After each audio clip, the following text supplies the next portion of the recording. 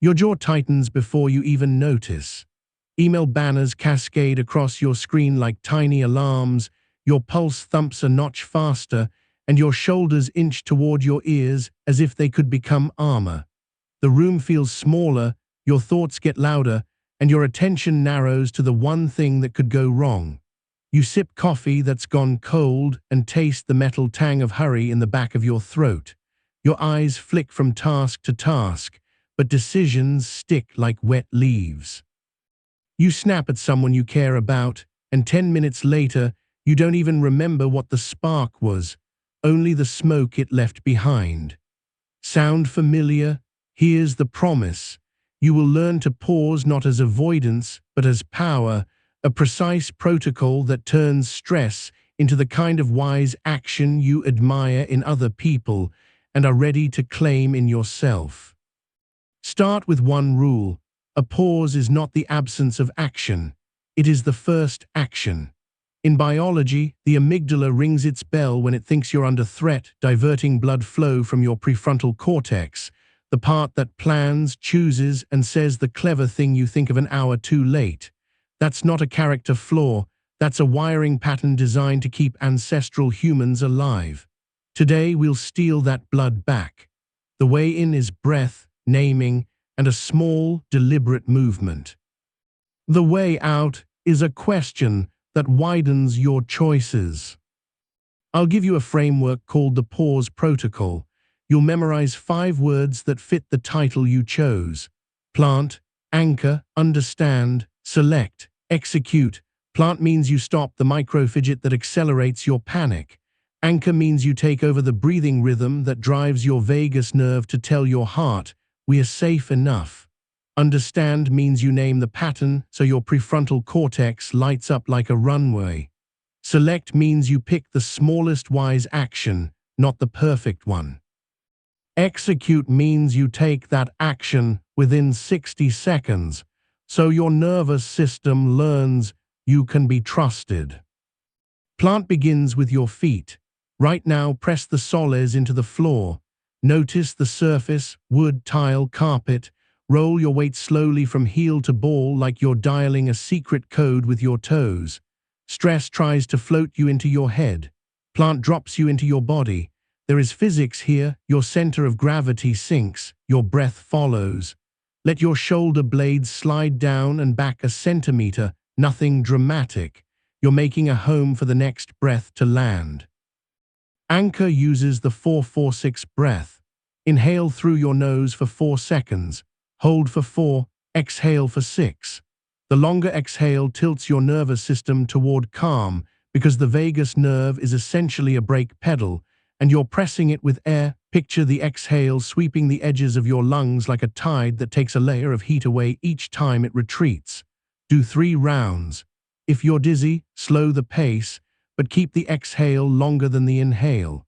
It's math your body understands better than words. Understand asks you to name the movie you're in, not a dissertation, just a title. I'm in the they think I'm incompetent movie. I'm in the I have to fix everything movie. When you label, you recruit regions in the prefrontal cortex that dampen amygdala fire. It's effect labeling in the literature. Here, it's a switch that turns floodlight into lamp light. Try a sentence. I'm having the thought that I am about to fail, not I am a failure. The phrase, I'm having the thought, that places the story on the stage, not in your bones. You are the awareness, not the emotion, and certainly not the thought parading as a fact. Select means tiny and true. Don't ask for the perfect email or the flawless comeback. Choose one thing that 1 moves reality 1 inch forward, and 2 you can do within 60 seconds. Draft a 2-line reply that clarifies the next step. Ask 1 curious question instead of defending. Put 1 meeting on the calendar with a clear purpose. Take 1 sip of water while you scan 3 bullet points you already wrote. Perfection is brittle, tiny and true is anti-fragile. Behavior teaches your body what to expect next time more than insight does. Execute is the moment you cross the threshold. You perform the action without waiting to feel like it. Feelings are weather, action is the roof. When you execute, you create a feedback signal for your reticular activating system, the brain's filter for what matters. If you show it that pauses precede forward motion, it will highlight more places to pause tomorrow.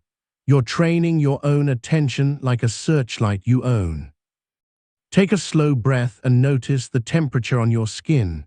Is the air cool against your forearms? Is there warmth under your collar? Hear the faint hum in the room, vent, fridge, traffic, air. This is not indulgence, it's instrumentation. Pilots read gauges, you observe signals. Your pause starts with sensation because sensation breaks momentum. The moment you can feel the chair against your thighs, you are already less inside the storm. Let me give you a story. In a fluorescent conference room with a window that didn't open, Maya felt heat rise in her face as a client questioned a timeline she knew was fair. Her boss glanced down at his phone and she felt alone. The voice in her head said, "You're losing them, talk faster, stack credentials." Her chest tightened, her throat narrowed. She caught herself rubbing her thumb against her palm, a tiny, frantic drum. That was her cue, plant. Both feet pressed into the gray carpet. Anchor, 4 in, 4 hold, 6 out twice, while she nodded and said, "Let me make sure I hear you. Understand, I'm in the Prove I'm Valuable movie.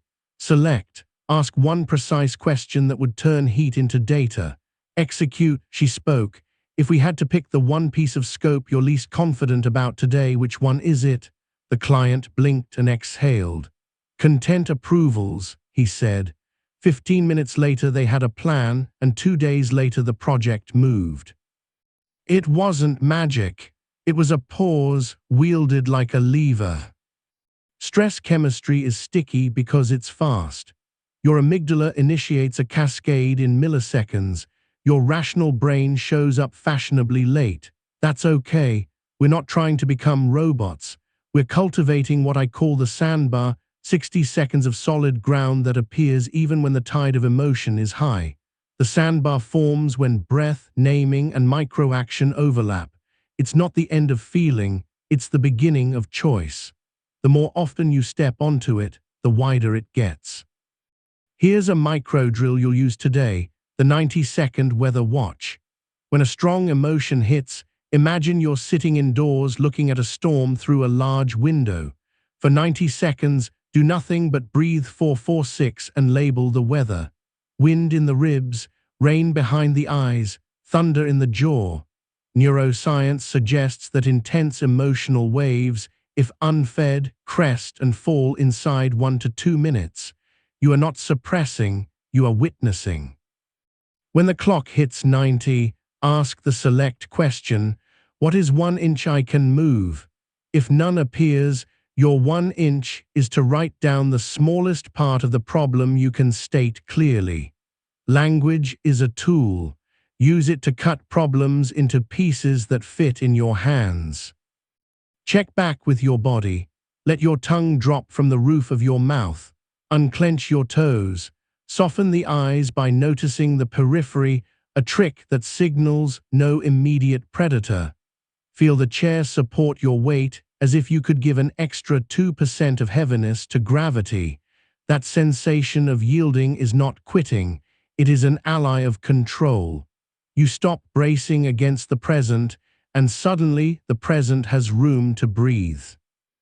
Another tool we'll use is the 2-question widen. In stress, your focus tunnels and you miss exits.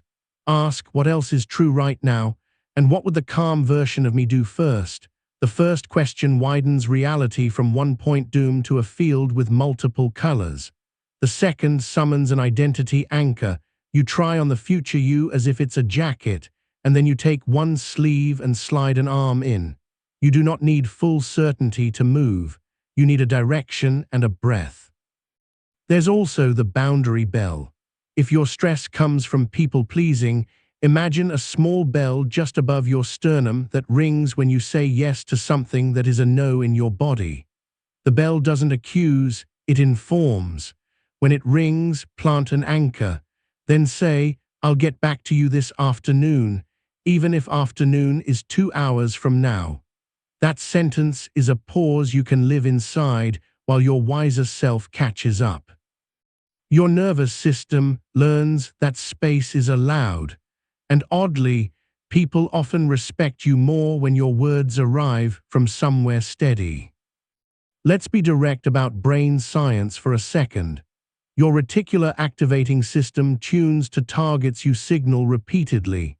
If you constantly feed it alarms, this is urgent, this is dangerous, it becomes an excellent alarm seeker. If instead you pair stress cues with the pause sequence, you train it to spot the first foothold to calm. Neuroplasticity isn't a magic wand, it's reps.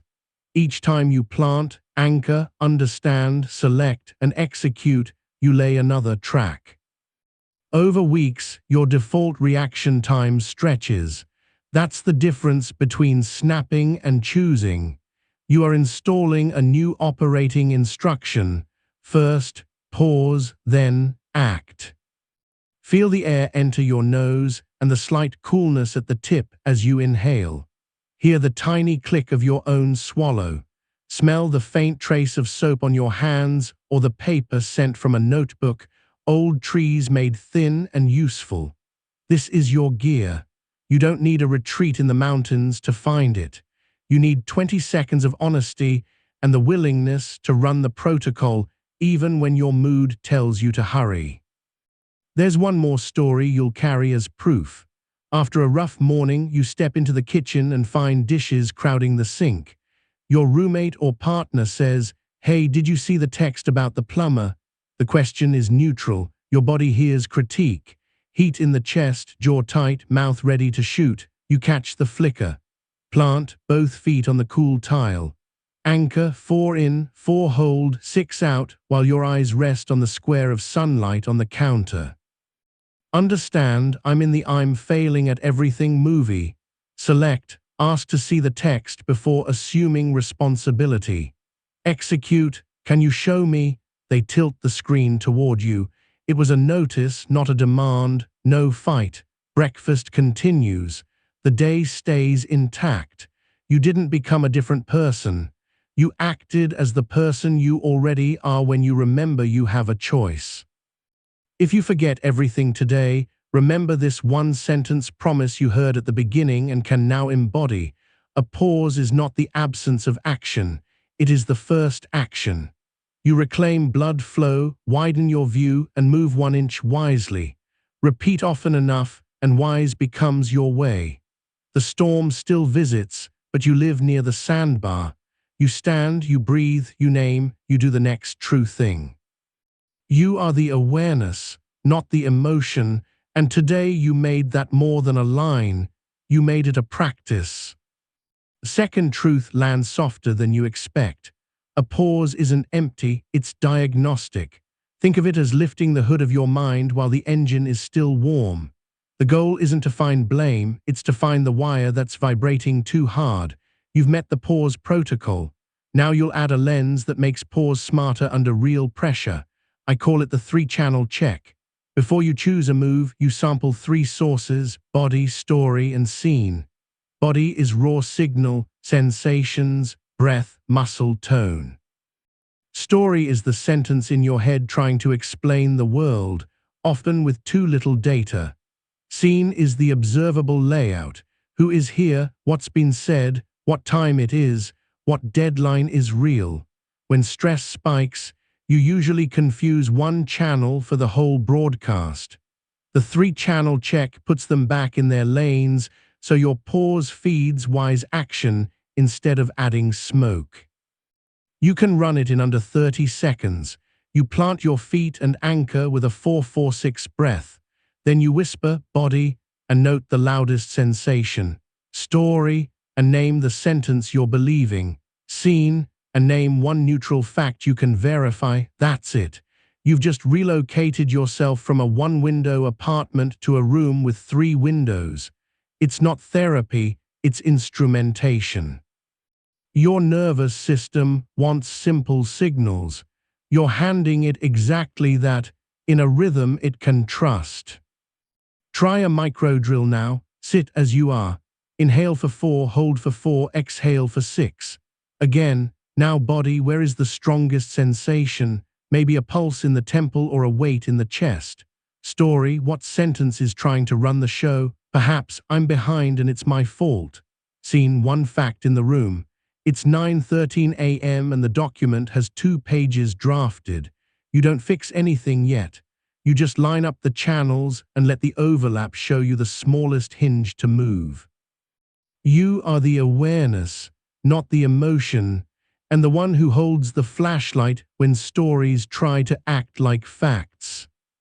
Anecdote time, and it's closer to the bone. You're in a hallway after a meeting that went sideways.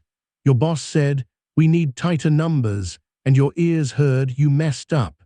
The carpet smells faintly of cleaner, the exit sign hums. You feel heat in your cheeks and a fizzing in your arms. Body, electric forearms, breath high. Story, I'm losing credibility. Scene, she asked for tighter numbers by Friday. That simple cataloging cuts the panic in half. You text the analyst, "Can we review the cost assumptions at 3? That's select. Then you execute by sending the calendar invite, not grand, just precise. 30 seconds of the 3-channel check saved you 3 hours of rumination. The storm still grumbled, but it lost its megaphone. Now add a second framework, the Window-Widen protocol. When pressure narrows your attention to a single frightening option, you widen the window in 2 moves, contrast and constraint. Contrast means you deliberately imagine 2 other plausible outcomes, not fantasies, just alternatives your future self could recognize without laughing. Constraint means you reduce your next action to something that fits in 60 seconds. Window-Widen flips your brain from binary panic to ternary choice, and then it prevents choice paralysis by making the action tiny and timed. The magic is in the pairing. You can't just dream up possibilities, you must also pick a piece you can carry. Run it with me. You've got a message from a client. Can we talk about timelines? Your stomach drops because last time that meant danger. Plant, anchor, understand, then contrast. Outcome A, the timeline holds with minor adjustments. Outcome B, the timeline slips a week with clear comms and no penalty. Outcome C, the timeline's at risk and we renegotiate scope. Suddenly, not danger sneaks back into the map. Now constraint.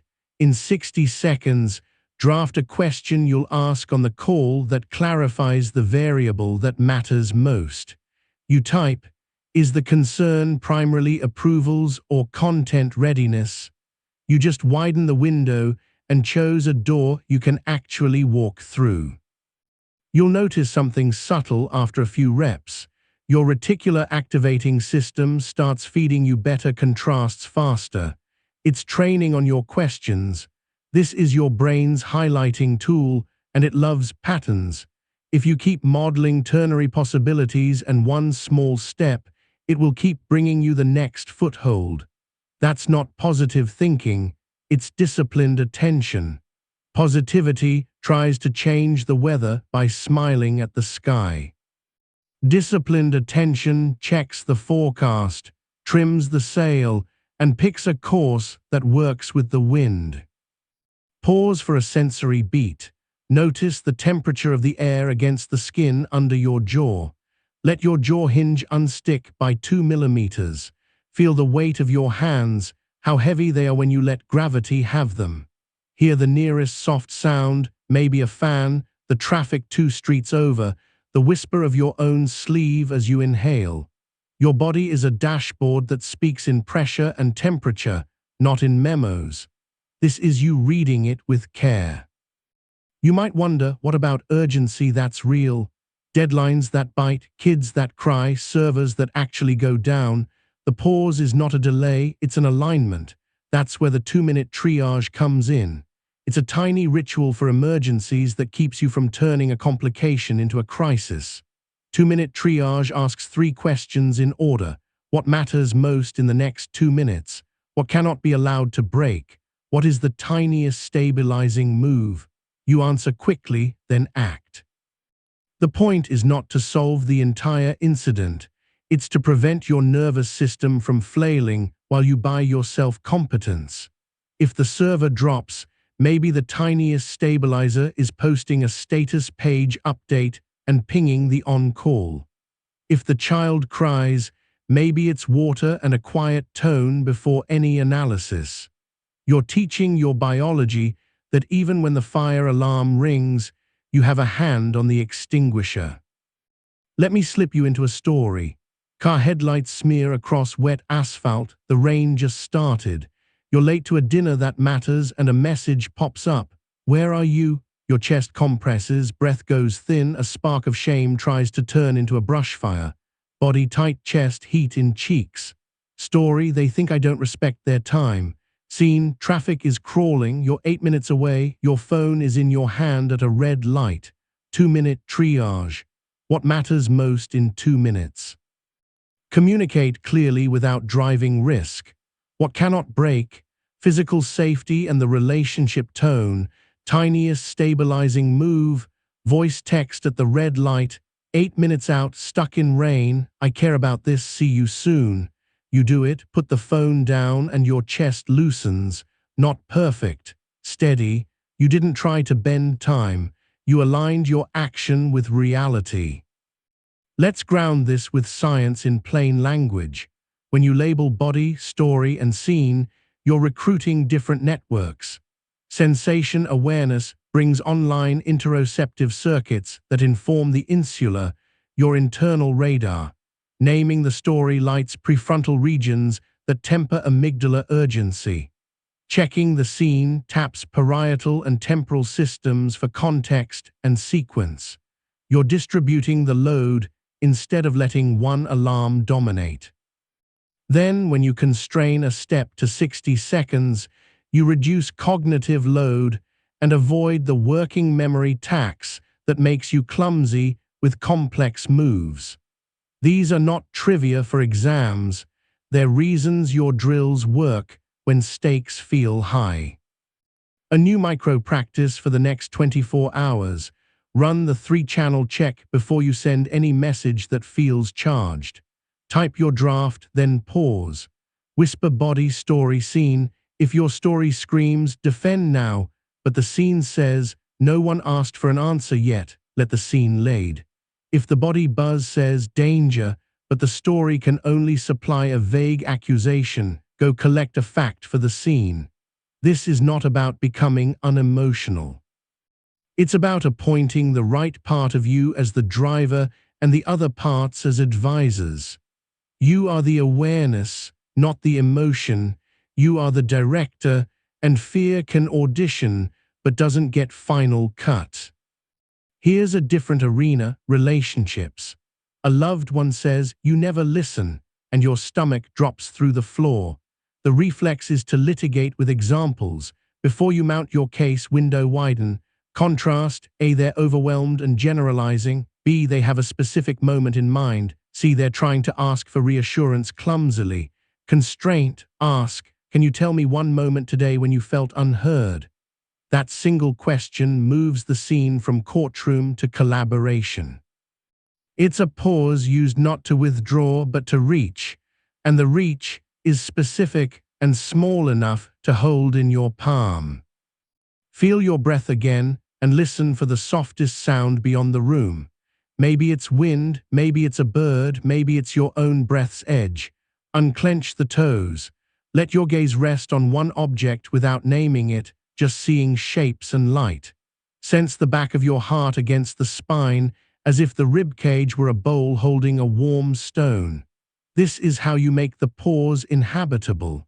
The more inhabitable it is, the faster you can enter it under heat. You'll add one more tool today, the commitment compass. After you pause and pick a tiny action, you point your behavior toward one of 4 headings: clarity, connection, craft, or care. Clarity means actions that reduce confusion. Connection means actions that strengthen trust. Craft means actions that improve the work itself. Care means actions that maintain the system that makes all the rest possible: sleep, nutrition, movement. Before you execute, ask which heading your inch belongs to. If your week has been all craft and zero care, your compass tells you why decisions feel brittle. If you're drowning in connection at the cost of clarity, the compass nudges you to name one fact before another meeting. The point is not to balance perfectly every day. It's to choose consciously so you know why you feel as you do. Watch it in motion. Morning, you open your laptop and the inbox vibrates. You plant anchor, run 3-channel check. Body, slight jitter, coffee on an empty stomach. Story, I must answer everyone or I'm neglectful. Scene, 3 messages matter today, the rest can wait. Window-Widen, a batch replies at noon. B, write 1 high-quality note now and clear the mental runway. C, delegate 1 thread. Constraint, set a 10-minute timer, write 1 high-quality note with a next step. Commitment compass, this is clarity. You execute, it takes 9 minutes. The jitter decreases because your action matched a heading. Your biology registers direction and releases grip. You are not trying to become a paragon who never flinches. Flinches are allowed. The work is to shorten the gap between flinch and choice. If you miss your cue and snap, the pause can still begin after the mistake. That is not too late.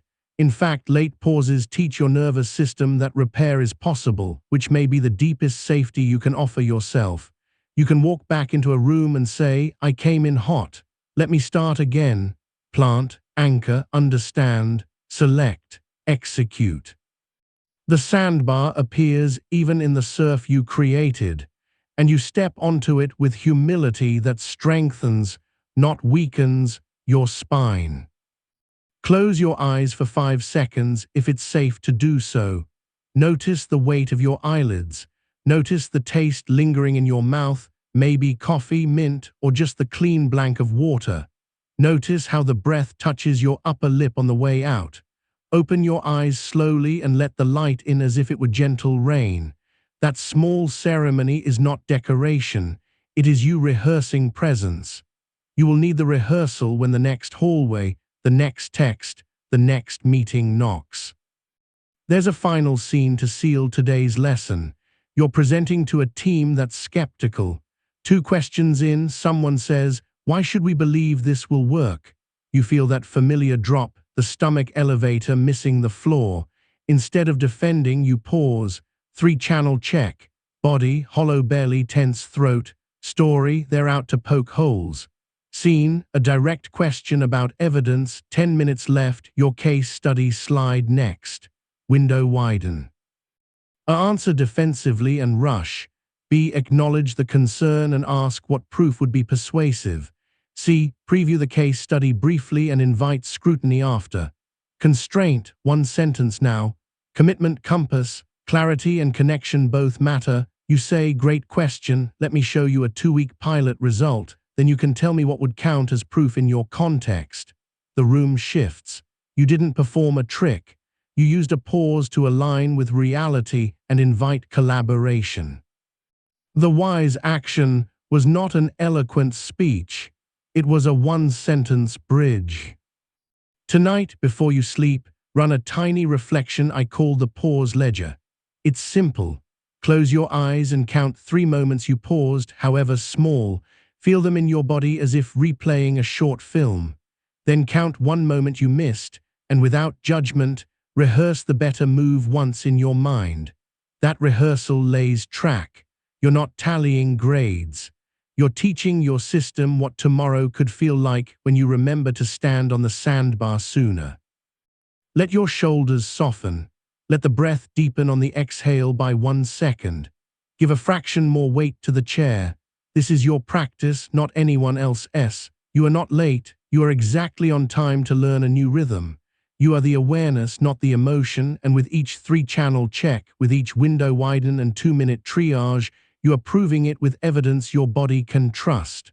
The pause is not passive. It's a lever. You know where to place it now, and you're strong enough to press. You've learned to pause and you've learned to widen. Now we build endurance, the kind that holds steady not just for a moment, but across a whole day where fires flare and quiet hours still carry echoes. Endurance doesn't mean clenching. It means switching from sprint reflex to presence rhythm. Today you'll train a loop that makes your pause self-reinforcing. I call it the reset loop. Recognize, exhale, see, experiment, track. Recognize is the micro cue that tells you a pause is needed. Exhale is the body switch that downshifts your state. See is the perspective shift that places your moment inside a bigger map. Experiment is one tiny behavior that tests a hypothesis instead of proving a point. Track is the quick note you make so your brain knows the rep counted. Round and round, tiny and true, until your nervous system assumes that every spike in stress is an invitation to become wiser. Recognize begins with a signature. Everyone has one. Maybe it's the subtle forward tilt of your head toward the screen. Maybe it's the way your shoulders rise without permission. Maybe it's the mental phrase, "I can't keep up," or the compulsion to tab switch.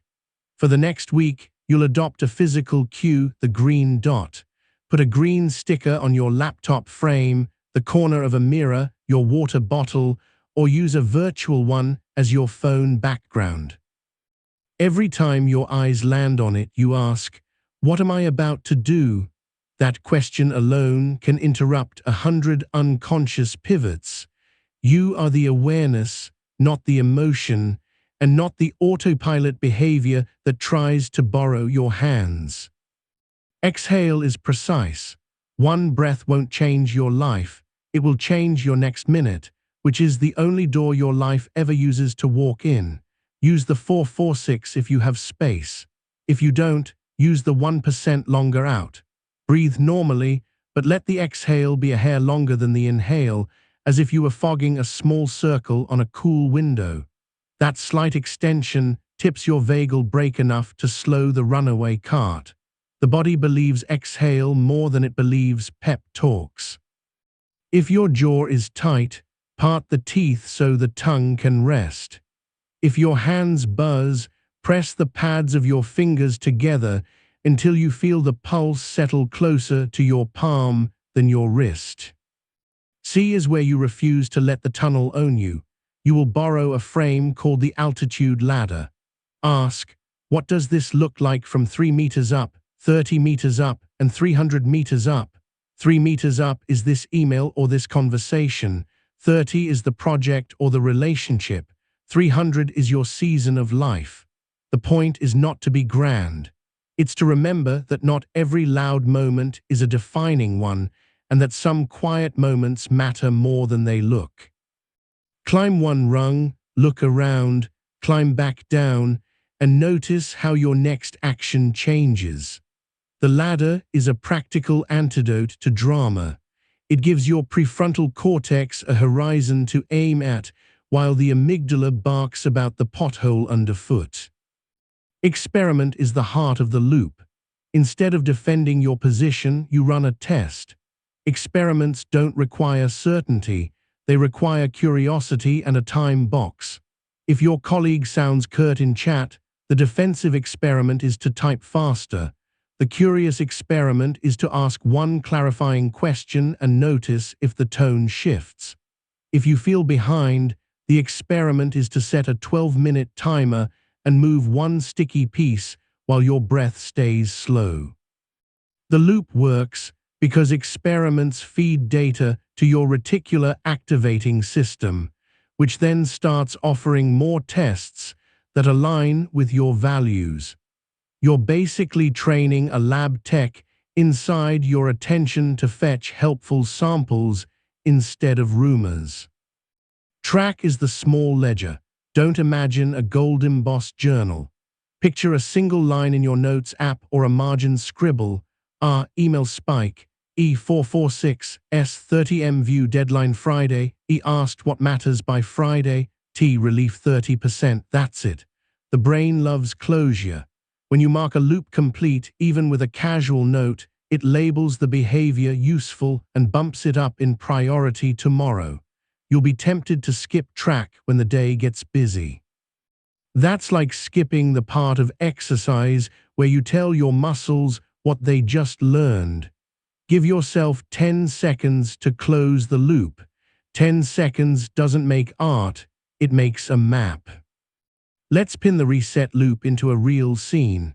Afternoon sun slants through blinds, striping your desk with warm bands.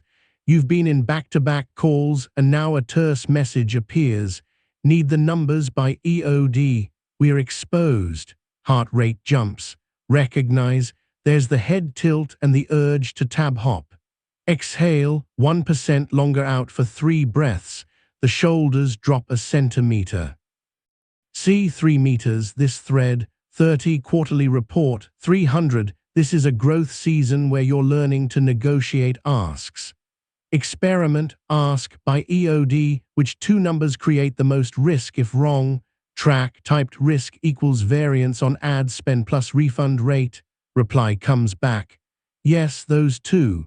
Panic drains, not because the world calmed, but because you changed your posture toward it. Take a sensory beat now. Feel the air move across the soft skin inside your nostrils, that cool brush, then subtle warmth on the exhale. Notice the gentle weight where your thighs meet the chair. Imagine adding 1 extra ounce of gravity, gifting the chair a fraction more of your mass. Listen for the high, quiet sounds in your environment, the whir of a fan, the whisper of distant traffic, the electric hum that seems to live inside walls. Let your eyes fall to a color, blue of a pen, green of a plant, gray of a notebook, and register it without naming. Sensation is the anchor that holds your pause in place when your mind tries to wander off with the story. You will add a second instrument to your kit, the 3-perspective reframe. In heat, you tend to argue for your limitation. The reframe gives you 3 angles on the same moment: the inner friend, the neutral reporter, and the future you. Inner friend speaks to you the way you would to someone you love who is trying hard. Neutral reporter states facts like a journalist with an editor who hates adjectives. Future you talks from 3 months ahead with the calm of someone who has survived today's spike and remembers what actually mattered. Run them fast, 1 sentence each. You will feel silly at first. That's the sensation of pride giving way to wisdom. Pride wants to be right, wisdom wants to be free. Watch it in action. You're rehearsing a tough conversation. Your chest is tight, your mouth is dry. Inner friend, of course you're tense, this matters to you and you care enough to prepare. Neutral reporter, the meeting is in 40 minutes. You have 3 points and a request for resources. Future you, say the second point first, then ask for exactly 1 resource. The rest will sort. That trio doesn't erase tension. It adds rails to the track so your train doesn't topple under its own momentum. You are the awareness, not the emotion, and you are also the one who chooses which voice is allowed to hold the mic. Let the body speak again. Unclench the toes. Slide the shoulder blades down and back a hair. Let the mouth soften as if you were tasting warm tea without lifting a cup. Find the edge of your peripheral vision, the place where you can just barely see the room without moving your eyes. Wide gaze tells ancient parts of your brain that no predator is within pounce distance. That message is worth more than any affirmation when panic whispers there's danger everywhere. There's a story from the kind of day that usually breaks good intentions. The printer jammed, the sales numbers were off, the team's tempers were thin. In an open office that smelled faintly of fresh paint and dry coffee, Liam watched an email thread turn snarky. He could feel the interior temperature rise, a low boil under the ribs. Recognize. He caught his signature, spacing out and rereading the same line. Exhale, 3 long outs while staring at the shadow of a plant leaf on the desk. C 3 meters tone escalation, 30 launch week, 300 company values include disagree with curiosity. Experiment, he wrote one sentence, what problem are we most trying to solve with this change? Track, he scribbled reset sent at 2:17 felt 40% calmer. Two colleagues shifted back into solution mode within minutes. The printer still jammed. The launch still needed work, but the thread didn't blade morale. It's easy to underestimate the value of not making something worse. Now another framework to deepen your pause into the fabric of your day, the sanctum room. It's an imagined space you can step into in under 5 seconds. Sanctum stands for stillness, air, names, choice, time, unhook, move. You picture a room with tall windows, a wooden floor, and a sturdy chair. Stillness is the decision to stop micro-fidgeting. Air is one conscious breath with the longer out.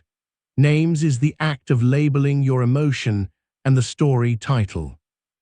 Choice is the explicit question, of my options, which is the smallest wise one.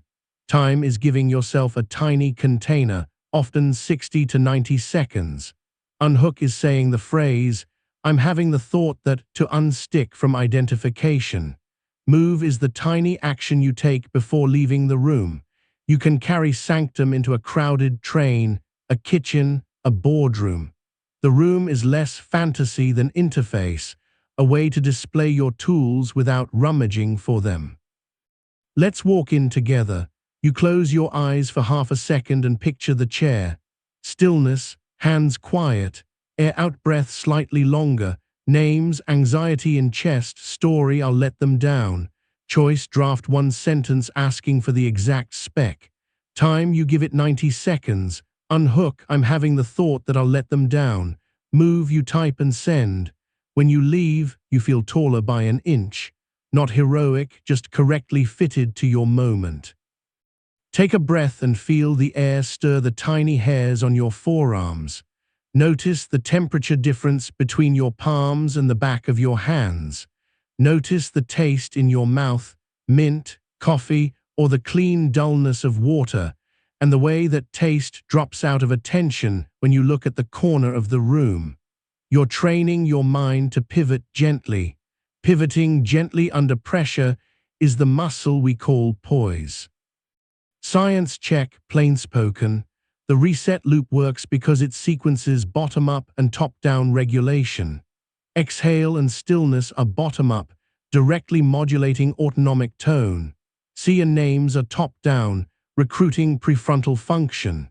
Experiment adds a behavior that changes the environment just enough to give your system new data, a prediction error that the brain uses to remodel expectations.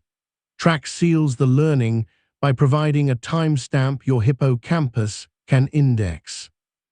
3 perspective reframe adds social cognition and future simulation, which recruit networks that soothe the amygdala more effectively than self-criticism ever can. None of this needs you to be special. It needs you to be consistent for about 60 seconds at a time. Here's a micro practice for the next 8 hours, the green dot drift. Every time you see your dot or any green object you treat as a stand-in, run a 3-step drift.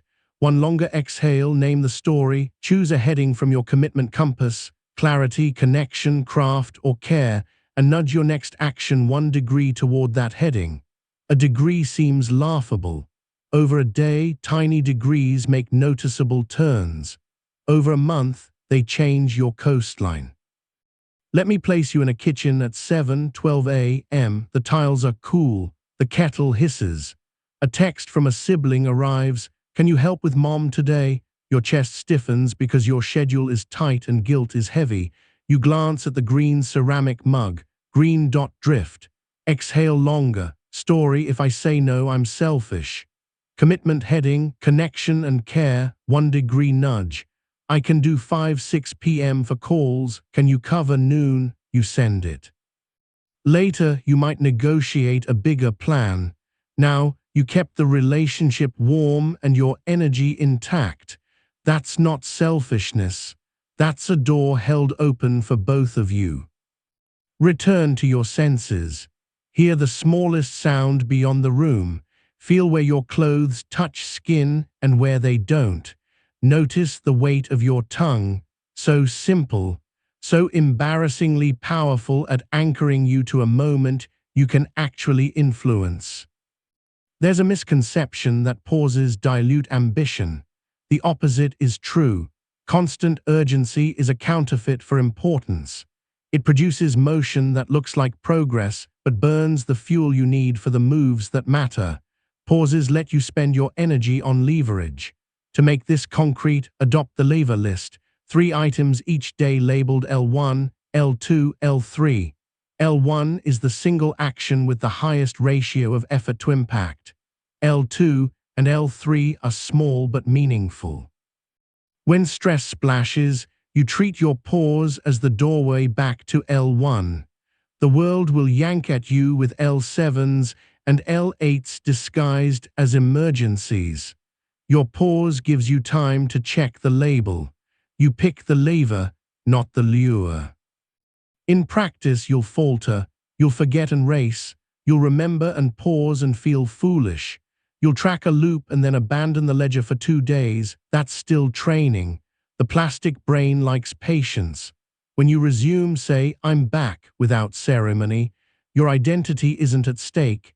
Your habit is in rehearsal. Think of a musician who misses a note. They do not throw away the instrument. They slide hands, breathe, and find the next bar. You are building muscle memory for wise action under heat. Another story to carry. Night. City window open to noises that never quite sleep. You and your partner circle the same old friction around chores and hours. Voices are tight. You catch yourself about to go for the perfect line that wins the argument and loses the night. Green dot. The LED on the router blinks. Reset. Recognize you want to score, not solve. Exhale, slow out, mouth soft. C 3 meters, dishwasher, 30 division of labor, 300, 2 people building a home where stress can live without ruining the furniture. Experiment, you ask, what would make tomorrow feel 10% lighter for you? Track, in your head, you note 2% more ease in your chest. The conversation loosens. You end up setting a Saturday hour to reflow tasks, not cinematic.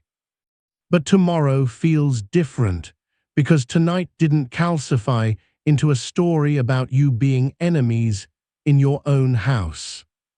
A final practice for this part, the micro-yes method. After you select a tiny action, say yes to it out loud in a whisper. Yes, I will write the first sentence.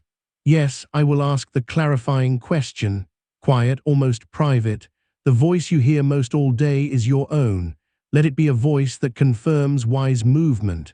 Micro-yeses accumulate into trust. Trust reduces the background whine of anxiety because the system knows the operator shows up. Close with a sensory ritual. Feel the coolness at the base of your throat where the skin is thinnest. Let your shoulders hang like coats on a sturdy hook. Breathe and imagine the exhale drawing a small circle of calm on the air in front of your lips. Taste whatever is left on your tongue. Smell the faint paper, dust, soap, or rain in the room. This is your sanctuary not because it is special, but because you are. You bring sanctum with you. You loop reset without anyone seeing. You reframe with 3 voices that love you enough to tell the truth. The pause isn't a timeout from life. It's the switch that turns life from blur to choice. In the quiet after the breath, remember who you are, not the storm, not the story, not the past mistake reenacted as destiny. You are the awareness that notices, the chooser who experiments, the builder who lays tiny bricks others think are trivial until a wall stands where panic used to live. The next hour will test you in small ways. That is perfect. Small is where endurance is born.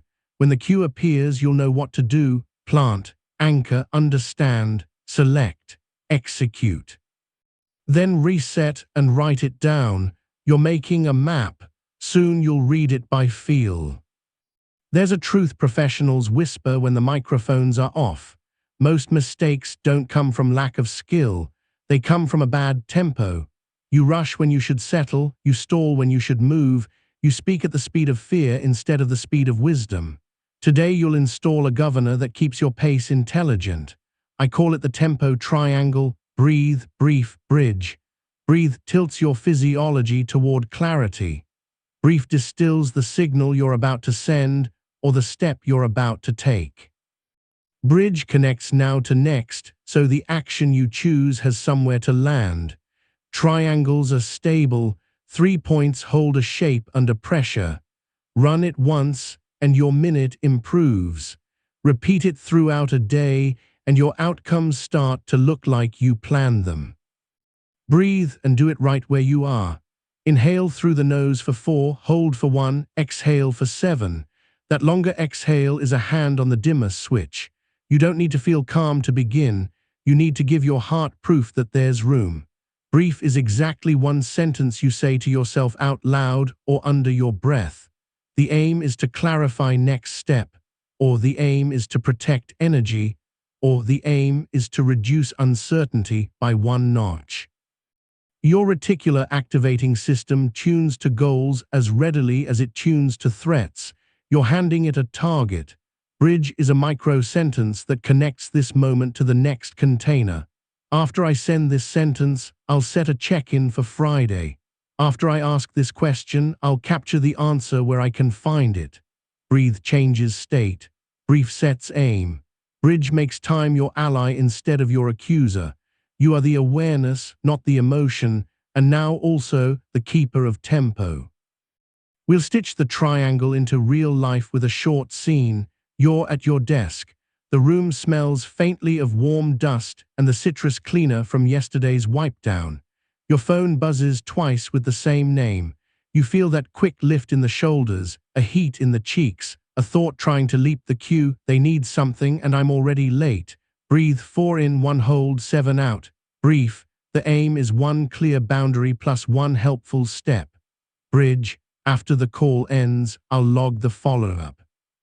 You answer and say, I've got 5 minutes now or 20 tomorrow, which serves you better. They choose tomorrow.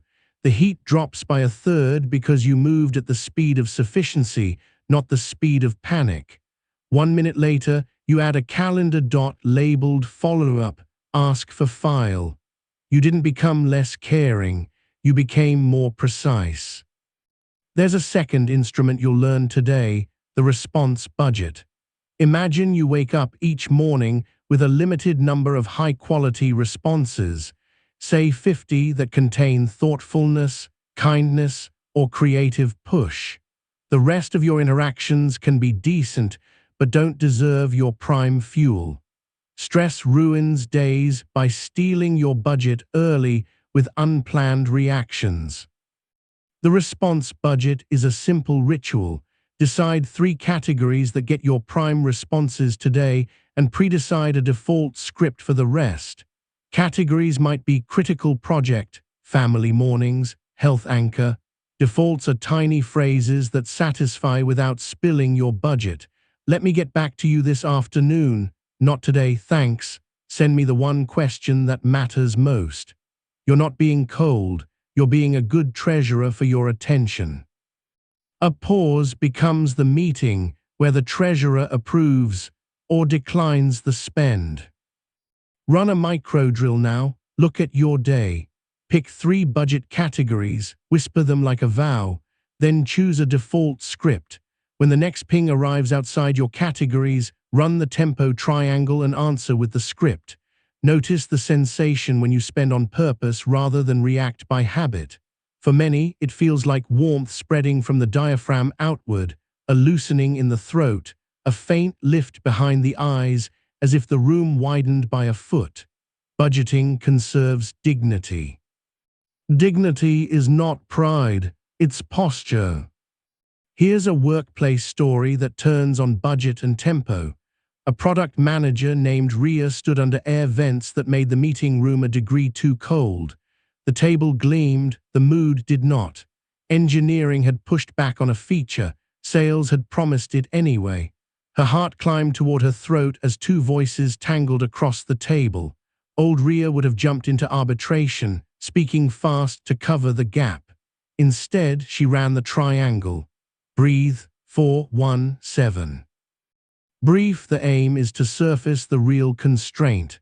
Bridge, after the question, set a decision thread. She said quietly, what would break if we shipped a week later, and what would break if we cut feature B? The room paused. Arguments softened into data. They discovered a non-obvious risk in integration tests and a way to protect the client with a pilot. Rhea's response budget had put critical project at the top that morning. She spent a prime response there and used a default later when 3 minor requests pinged her while she ate lunch in the sun. Less hustle, more leverage. Pause and return to your senses. Notice the exact temperature on the surface of your lower lip as air leaves. Feel the chair under your sit bones and let gravity take 1 extra degree of you. Hear the farthest sound you can perceive, maybe traffic weaving its soft rope of noise, maybe a bird carving a small shape in the air with its call. Your mind will try to sprint ahead. Bring it back with the sense data a pilot checks before takeoff. This is not spiritual performance. It's instrument-rated decision-making. A third tool joins the set here, a simple one with a deceptively big effect. The box and bridge note. When you feel scattered, draw a small box on paper or in your notes app and write inside it 1 sentence that describes reality without adjectives. Draft due Friday, 2 gaps. Then draw a tiny line, a bridge out of the box and write the next inch. Email Marta for missing dataset. This non-artistic sketch forces clarity and action into physical space. Your brain, which loves continuations, now sees a path. You run the tempo triangle before sending the email to keep your tone clean. You don't need a Notion board or a war room. You need a box and a bridge that you can sketch in 6 seconds on the back of a receipt. Science in plain clothes. Tempo and budgeting work because they guard bandwidth. Your prefrontal cortex can juggle only so many balls before a stress cue knocks them onto the floor. Longer exhales tilt autonomic tone toward parasympathetic dominance. Brief, explicit intentions reduce ambiguity. Tiny bridges prevent working memory overload by offloading sequence.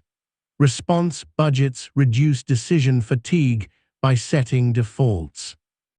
Each part is small on purpose because small survives heat. You are the awareness, not the emotion, and also the architect who designs for storms, not just sunny days. Let's widen to relationships again because stress loves to borrow those bones. A friend texts, "We need to talk," and your stomach turns into a tight fist. The old movie starts running. The tempo triangle intercepts. Breathe, long exhale, feel the cool at the nostrils soften. Brief, the aim is to ask for context without projecting doom. Bridge, after their reply, schedule a half hour. You type, "I'm here. Is this about logistics or feelings? Either way, I've got time at 6.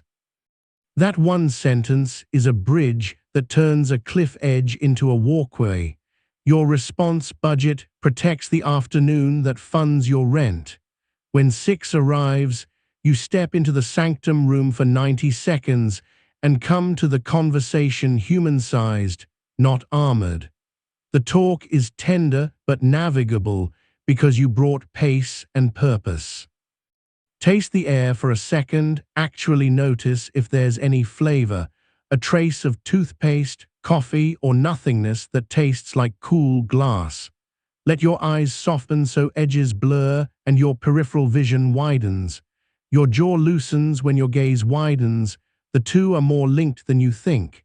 This is the physiology of patience. Patience is not waiting, it's staying intelligent while time passes. One more framework for when the day wants to eat you, the calendar canvas. People think calendars are cages. Used well, they are art. Each morning you pull your lever list, L1, L2, L3 from yesterday's notes, and paint them onto the canvas as blocks with breathing room. Then you place 3 pause blocks of 5 minutes each, one before noon, one mid-afternoon, one before end of day. When you hit a pause block, you run the tempo triangle and the 3-channel check, body, story, scene. Then you ask the commitment compass which heading needs a degree of attention. If the day explodes, you move the blocks as if smudging paint, but you keep them on the canvas. It is the rhythm of ritual, not the rigidity of rules, that holds you. On days you resist the canvas because it feels confining, remember, rebels need rails to do the thing they came to do. Watch the canvas on a brutal Tuesday. Morning air is sharp. There's that faint metallic taste of stress at the back of your tongue. The first meeting runs long. A teammate is out sick. Your chest feels tight and hot between the ribs. A pause block dings. You step out, touch the cool of the hallway wall with your palm, breathe long out. Body, heat in chest, tense jaw. Story, I have to carry everything. Scene, 1 person out, 2 deadlines movable, 1 immovable. Compass heading, clarity. You bridge by writing a 3-line update that names the immovable and the adjustment. You send it. The day is still heavy, but the straps cut less because you moved at the speed of choice. At 5:20, you hit the last pause block and use it to leave a note for morning you. L1 equals draft intro, L2 equals ping supplier, L3 equals walk 15 minutes. Morning you will thank evening you for the bridge. Here's a small domestic scene to etch the lesson into bone. The apartment smells like sautéed garlic and soap. A partner calls from the other room. Did you remember to email the landlord? Your neck tightens. You hear an accusation that may not be there. You catch the signature, the tiny forward tilt as if to charge. Breathe 417, brief. The aim is to keep connection while telling the truth. Bridge, after I answer, I'll set a reminder. You reply, not yet. I'll do it in 5 and show you the sent receipt. They say, thanks, and the evening keeps its music. You are not perfect, you are paced. The distinction is enormous in how peace survives a week. Let's encode a micro-practice that will seem too small until it saves an afternoon. The 2-breath turn. Every time you transition, from call to email, from room to room, from work to home, you take 2 conscious breaths with extended exhales and say a 1-sentence brief for the next zone. The aim is to extract action items and close the tab, or the aim is to greet the people I love before screens. That's 24 seconds across 12 transitions, a tiny tax that repays like compound interest by reducing carryover stress. You'll forget half the time at first. The times you remember will feel like wiping a smudge off your glasses. Science again, but short and human. Transitions burn glucose and attention. Without a ritual, you drag residue into the next scene. The 2-breath turn clears the residue with air and aim. Over days, your nervous system begins to expect these tiny exits and entrances, like a doorman who gets paid in ease. You'll be tempted to use these tools as a way to avoid what's hard. Don't. Pauses aren't hiding places, they are launch pads. The pause ledger from last night taught you repair. Tonight, add a tiny line called bold brick. One moment you moved into discomfort on purpose. Maybe you asked for the resource, maybe you said no without a paragraph of apology, maybe you told the truth to yourself about a habit. Write 1 sentence. Feel it land in your chest like a warm coin. Bold isn't loud. Bold is chosen. Before we close, sit with this last story. Early morning. A runner's chill sneaks under the door, the floor is cool under your bare feet. You open your laptop to a message that a key piece of work wasn't accepted. Shame tries to flood the room. It is fast, like a wave that knows the low places. You stand and place both palms on the counter, feel the grain of wood under skin. Breathe 4-1-7. Brief. The aim is to learn the constraint and choose one fix.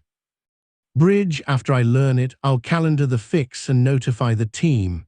You write, what criteria did we miss? Give me the top 2.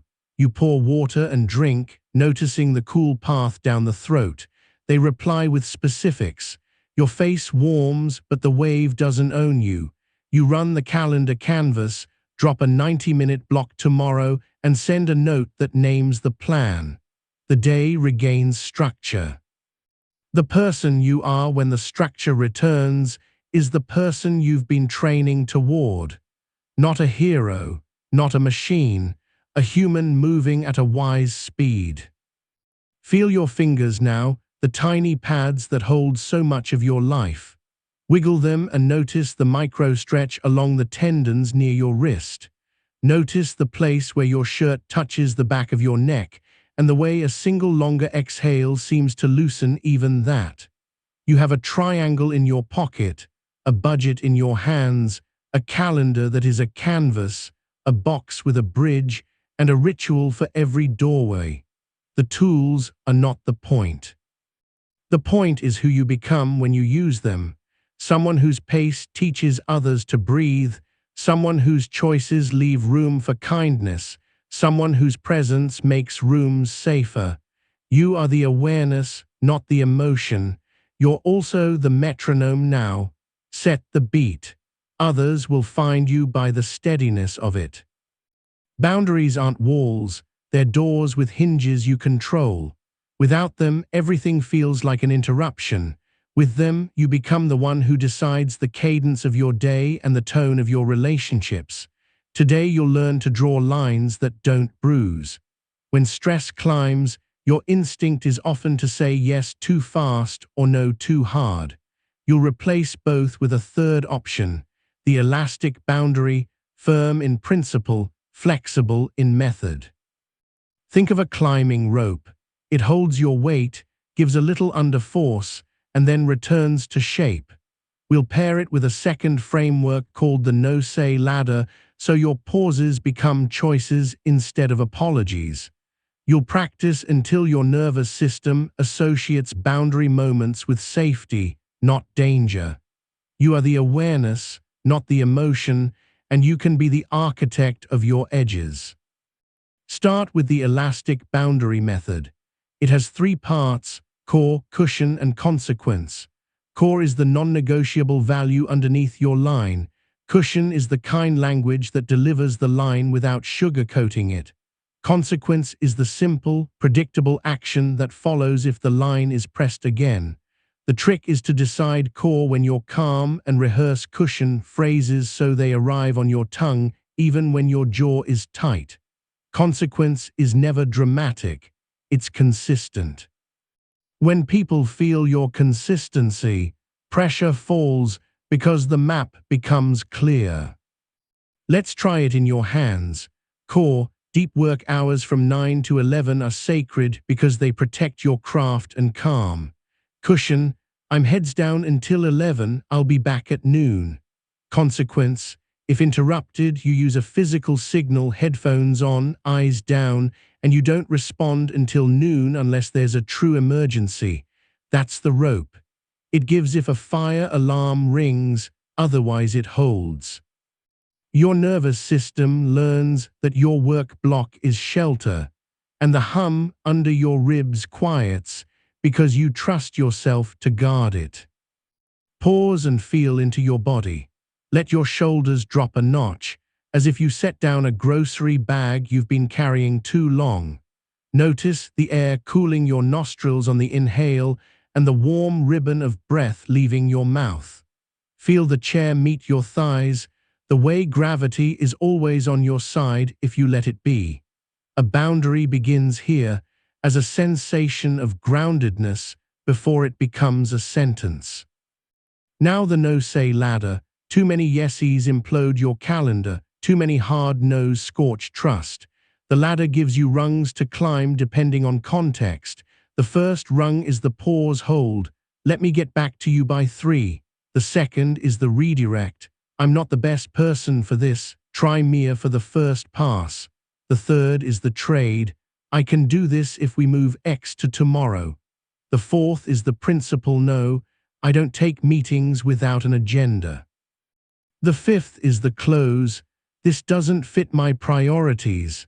You rehearse them like scales. Under heat, your mouth will reach for what your body knows. If you've only ever practiced yes, your mouth will find yes. If you practice the ladder, your tongue will find a rung that carries dignity for both sides. A story from an office where the carpet always smells faintly like new plastic. Jay managed client onboarding. A sales colleague pinged, "Can you jump on at 10? They want you." Old Jay said yes on reflex and then sprinted through the morning with a tight chest and a half-finished report. New Jay ran the ladder. Rung 1, "Let me get back to you by 9:45. Plant, anchor, inhale 4, hold 4, exhale 6. Understand, I'm in the please everyone to stay safe movie. Jay climbed to the trade rung. "I can join if we push my 2 p.m. prep to tomorrow, otherwise let's schedule for 3. Sales agreed to 3. The report finished on time. The onboarding call went smoother because Jay wasn't rushed and the client felt held. That wasn't selfish, that was stewardship. Jay's nervous system logged a new association: boundary right arrow better work plus steadier pulse. Bring your senses back. Notice the weight of your tongue resting on the floor of your mouth. Feel the cool spot on your wrist where air touches skin. Listen for the highest, thinnest sound you can detect, a distant bird or the soft electric hum. When you anchor like this, your voice deepens without your trying. Boundaries land better from grounded throats than from tight ones. There's a companion tool called the fence post protocol. Imagine a path across a field. At regular intervals, a fence post marks the route. In your week, fence posts are phrases and rituals that enforce the path you chose. The protocol is simple. Decide 3 fence posts for the next 7 days and stick to them exactly.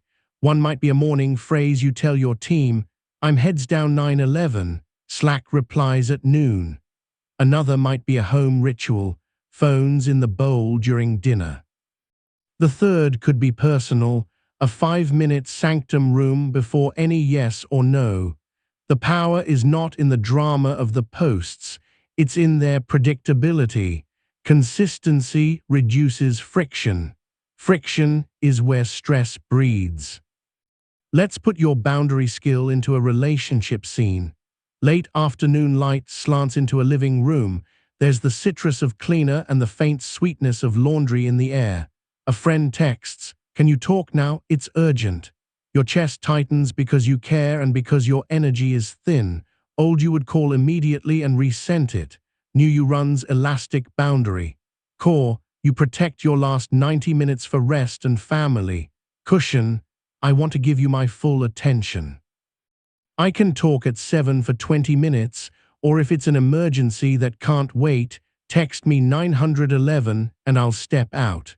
Consequence, you hold the 7 p.m. slot. The friend replies, 7 is good. You keep your energy for both of you. The friendship strengthens because your yes comes from a place that can deliver. Taste whatever lingers in your mouth, maybe coffee, mint, or simply the cool neutrality of water.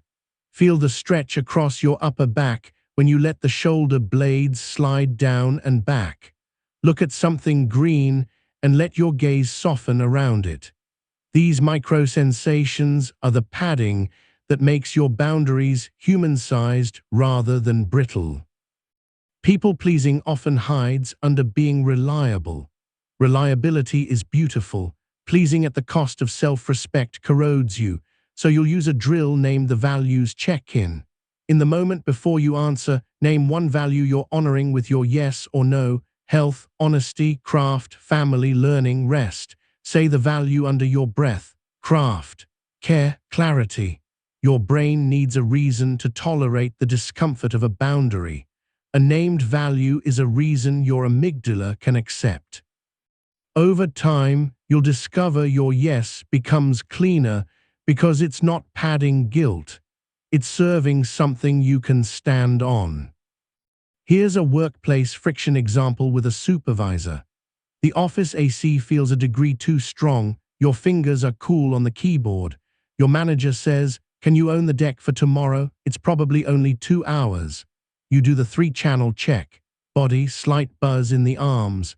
Story, if I say no, I'll look uncommitted. Scene, deck requires 4 to 6 hours. You have 2, no say ladder. Rung 2, redirect feels tempting, but rung 3, trade is truer. Elastic boundary. Core high-quality work and honest time estimates.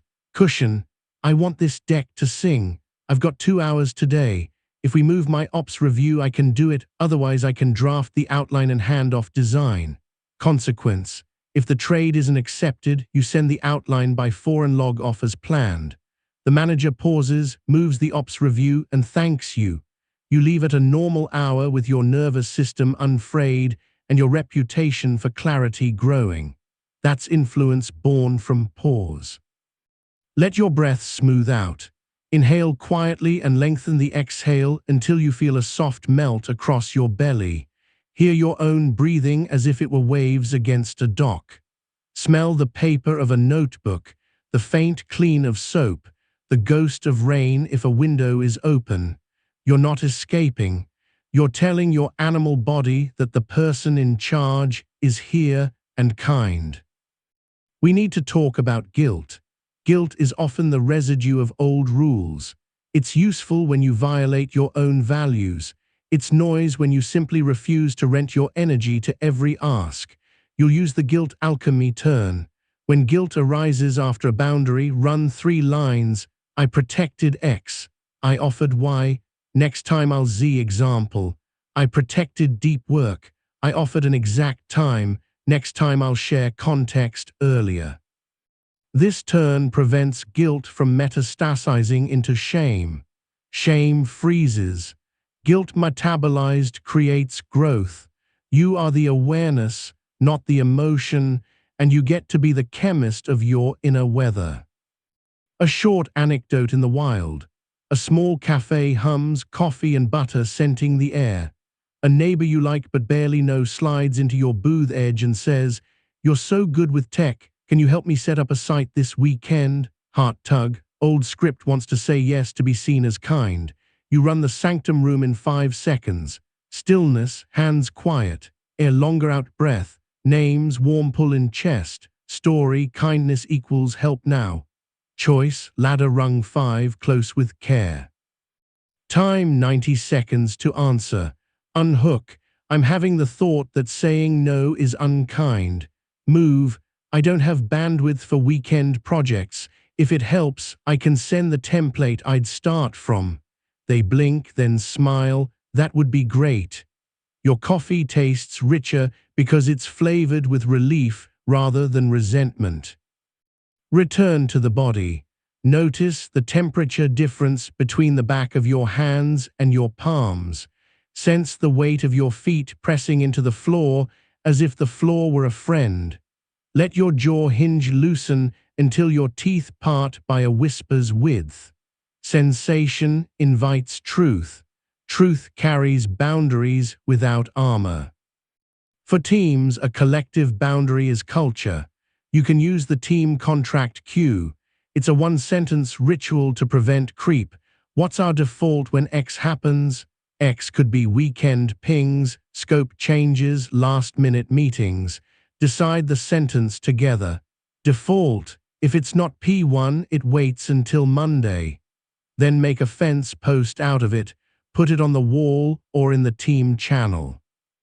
When pressure arrives, you point to the contract instead of turning each request into a referendum on your worth. Stress dissipates when norms are visible. Science in street clothes. Boundaries work better when they're externalized. The prefrontal cortex loves predictable patterns, and the amygdala calms when conditions are clear. Practiced scripts reduce cognitive load and make good behavior automatic under heat. Longer exhales, soft eyes, and widened peripheral vision feed the vagus nerve signals of safety. Labeling values enlists motivational circuits. Consequences repeated consistently create learning loops in others' brains, which is why your environment becomes less chaotic over time when you hold your line kindly. A micro-practice for the next 48 hours, the boundary bell reboot. We introduce the bell above your sternum that rings when you say yes to a no. Now you'll add a second chime. It tings when you start to over-explain a boundary. At the first ting, stop after one sentence. I can't take this on. Full stop or one brief cushion. I'm at capacity this week. Over-explaining invites negotiation with your reasons instead of respect for your line. You will feel raw the first few times. That rawness is the sensation of dignity returning to the skin. 2 more scenes to seal the method into you. First, the quicksand of chat. Pings fly, a colleague asks, quick favor. Your fingers type yes before your brain reads the details. You catch yourself mid-keystroke. Plant, anchor, longer out breath. Ladder rung 1, what's the favor? They reply with a 2-hour task. Ladder rung 2 and 3 combined. I'm not the best fit and I'm at capacity. Try Dan. If stuck, I can review 1 page tomorrow. There no worries. It lands like a cool towel on a warm forehead. You note the track entry, boundary held, pulse down 20%. Second, the family ask with heat. A sibling says, you never help enough. The word never landing like a pebble in your shoe that suddenly feels like a stone. Your chest flares. Body, heat, story, I'm failing them. Scene, you've covered 2 weekends this month. This week is packed. Elastic boundary, core, sustainable care, cushion. I want to help and I need to avoid burning out. I can take Saturday morning or cover next Tuesday evening. In consequence, if pushed, repeat the options rather than defend your character. The argument fizzles because you refused the bait of never and offered the medicine of specifics. Your relationship survives because you didn't trade long-term love for short-term relief. Taste the air again, even if it tastes like nothing. There's a flavor to nothingness if you let it touch your attention. Hear the small scratch of fabric as you shift. Feel the seat under you, generous and patient. This is the texture of a life with hinges, doors open and close without slamming. Before we close, a framework for inner boundaries, the thought gate. Not every thought gets to walk into your house. The gate has 2 questions. Is this thought helpful right now? If not, does it point to a value I can act on in 60 seconds? If the answer to both is no, the thought waits outside while you do something else. You don't argue with it. You don't invite it for tea. You let it sit on the porch until it quiets. Then, if it still matters, you schedule 5 minutes on your calendar canvas called Think This Through. That small act frees you from ruminations, tacks, and teaches your mind it's not the boss. It's a visitor who speaks when invited. Here is a closing ritual for boundary days, the night ledger of lines. On a scrap of paper or a note app, write 3 lines, 1 boundary you held, 1 you bent that you wish you hadn't, and 1 you'll practice tomorrow with a script. Keep it stark and kind. Held no slack before 11. Bent, said yes to late request, felt resentment. Practice, I'm at capacity today, I can review tomorrow at 2. Read the 3 lines out loud once. Your voice gives your nervous system evidence that your edges exist and that you honor them. Let your breath lengthen again. Let your hands go heavy in your lap. Let your eyes soften so the room widens by 2 invisible feet. A boundary is love in a shape the future can live inside. It protects your craft, your care, and your ability to offer both without leaking. You are the awareness, not the emotion, and you are the keeper of the door. With elastic boundaries and the no-say ladder, with fence posts and a gate for thoughts, you won't become harder, you'll become clearer. Clarity feels like compassion to the part of you that's been bracing for years. Somewhere in the next 24 hours, a request will find you.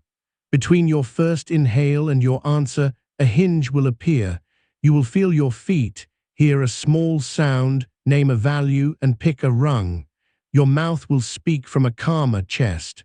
The door will swing the way you choose. That click you hear as it lands is the sound of a life aligning with itself. Momentum is not magic. It's friction managed wisely. Stress adds grit to every gear in your day until even simple tasks feel heavier than they should. Today you'll clean the gears. We'll build you a system that raises your signal-to-noise ratio, so good inputs lead to good outputs even when the world is loud. I call it the senior shift: signal, noise, response. Signal is the thing that actually matters in this moment.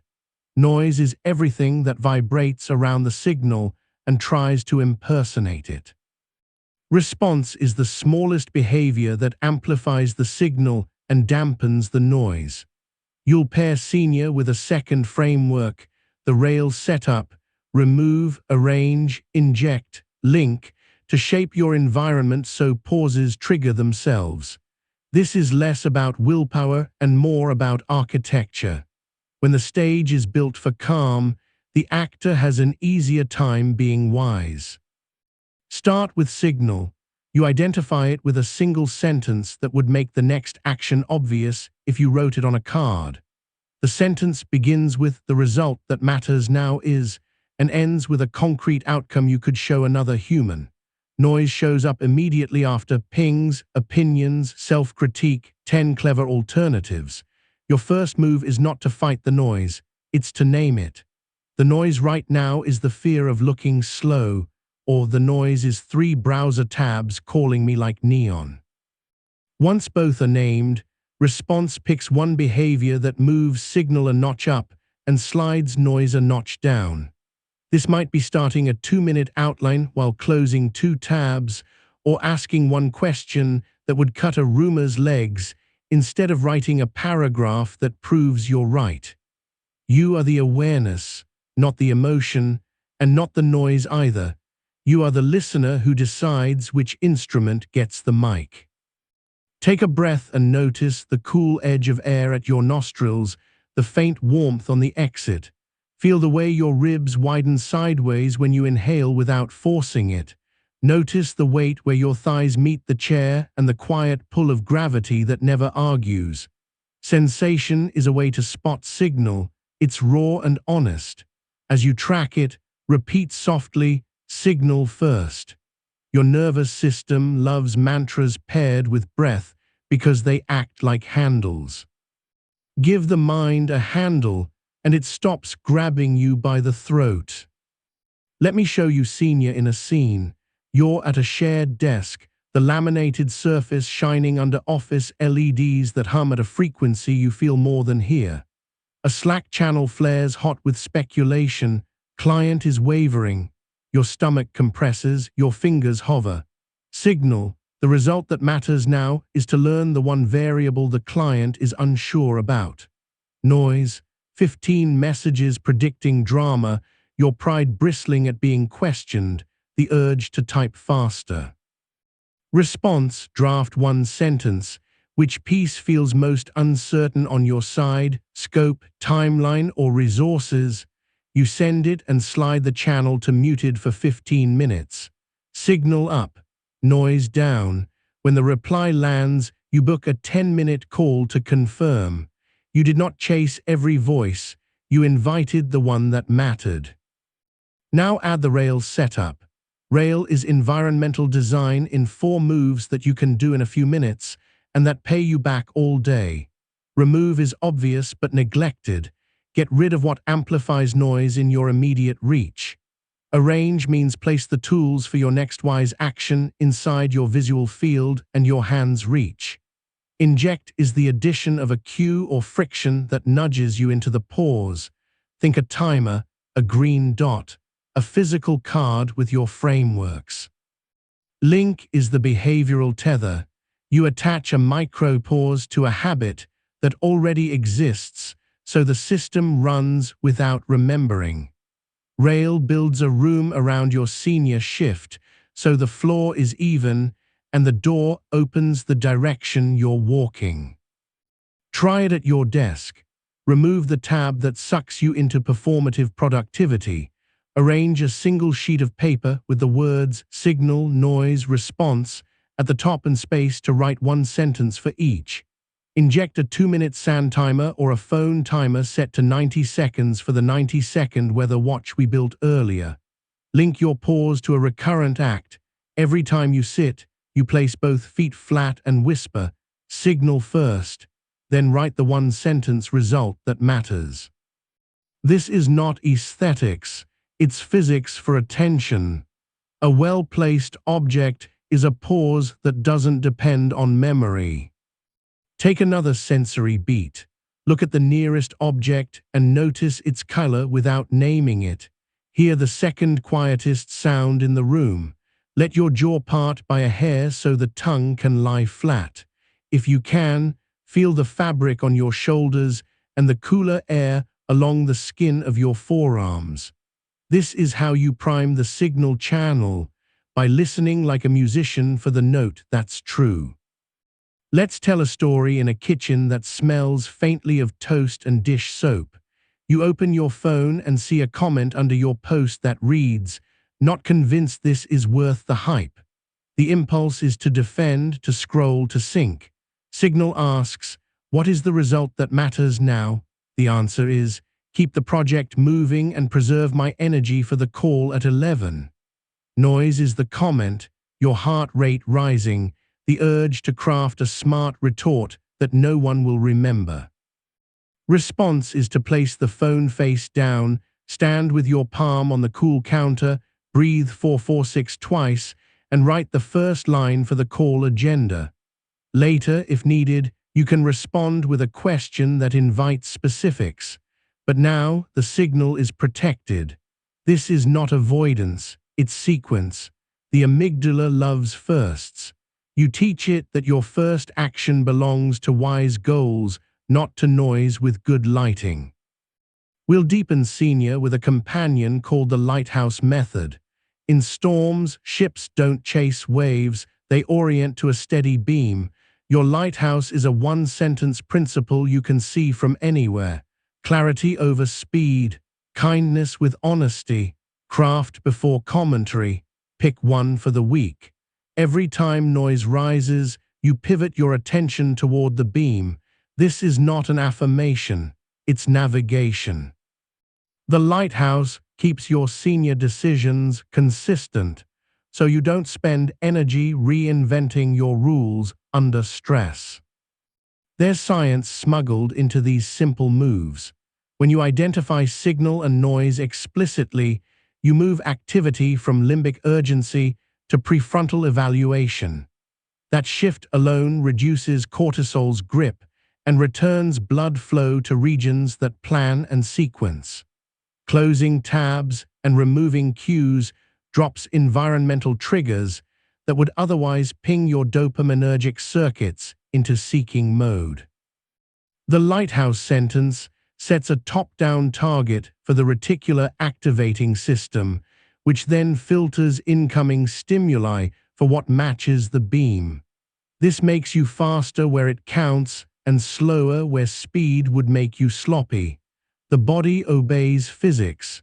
You just learned where the levers are. Feel your breath at the base of your throat, a smooth glide rather than a climb. Notice the coolness between your fingers if you spread them slightly and hold them in the air for a beat. Listen for the shift in sound when you close your eyes and open them again. Vision is loud, and its dimming quiets the mind for a second. These micro-notices are practice reps for hearing signal. Time for another scene with stakes.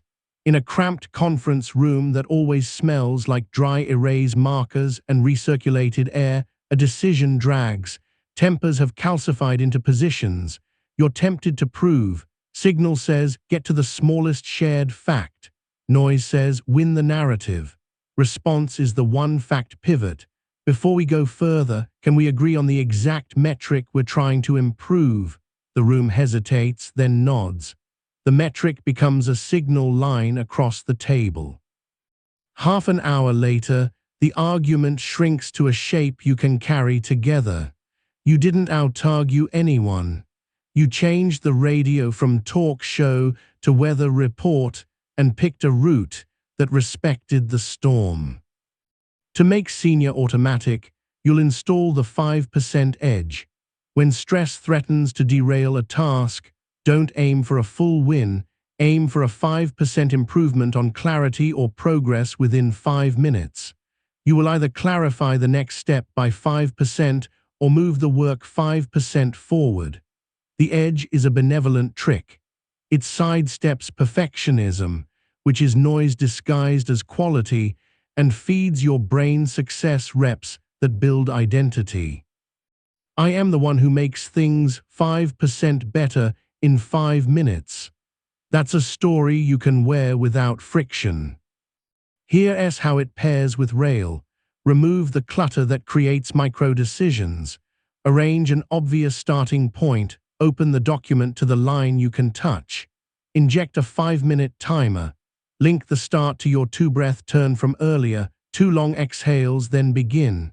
5 minutes later, either you've made the edge or you've learned the real block.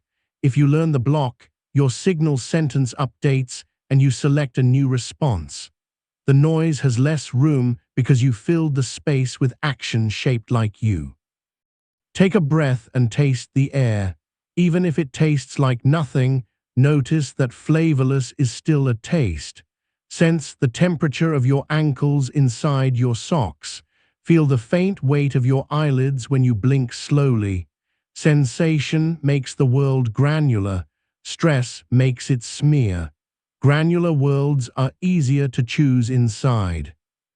A personal story from the field.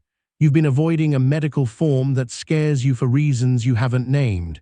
It sits on your desk like a small animal you hope won't look in your direction. Signal clarifies. The result that matters now is to know whether an appointment is needed before the end of the month. Noise lists catastrophes and old memories. Response is the 5% edge. Set a 2-minute timer and fill out only the contact info and the first 2 questions. You do it. Your shoulders drop, not because life got easier, but because the map did. You link this tiny win to a reward that calms your system. A glass of water sipped slowly by a window, your gaze wide.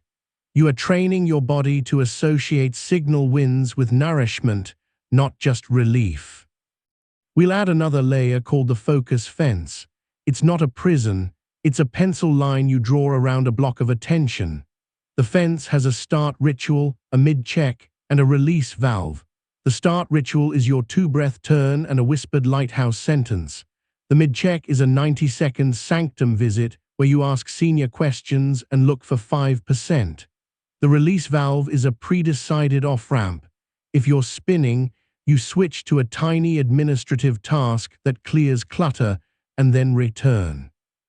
The fence is elastic. It bends without breaking.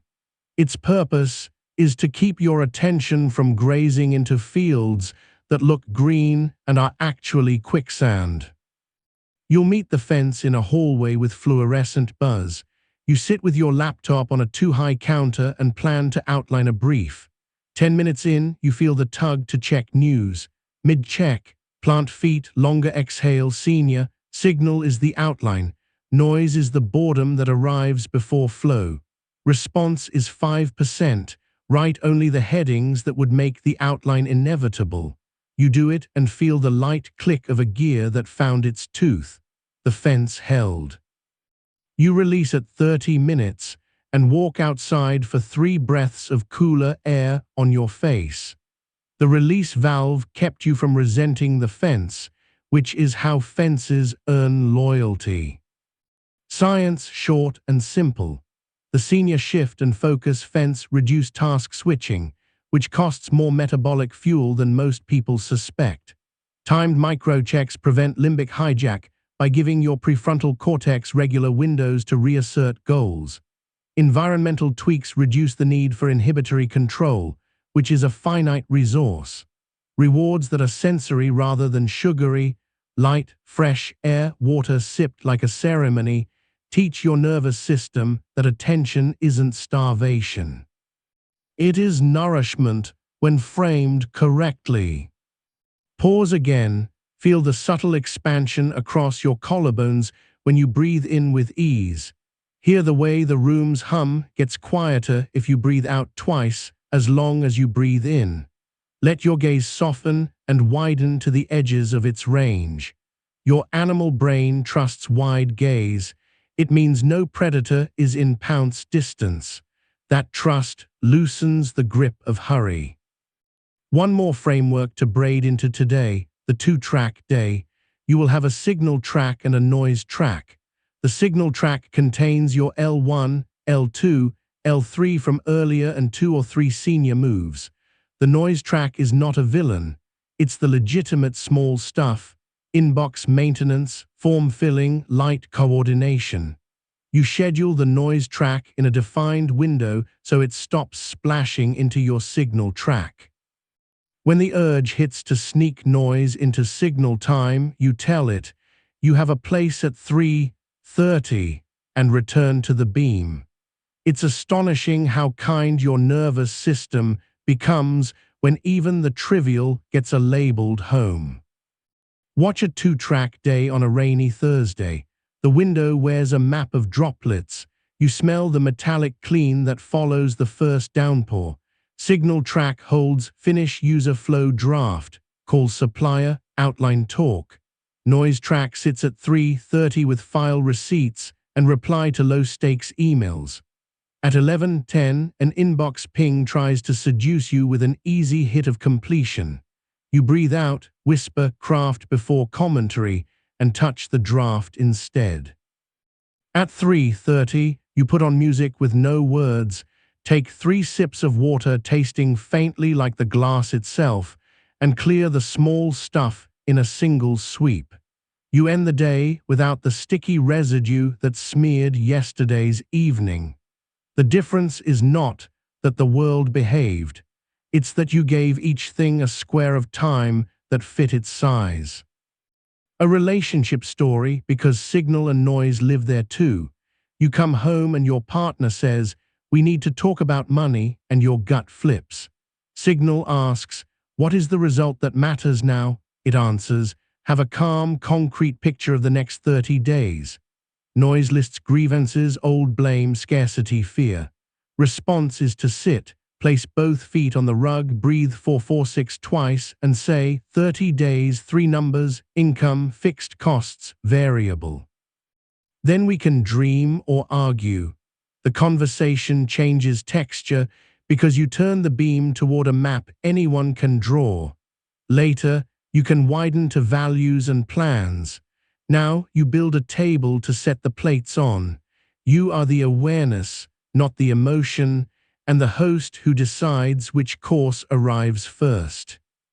Return to your senses a final time for today's work. Taste the ghost of whatever you last sipped.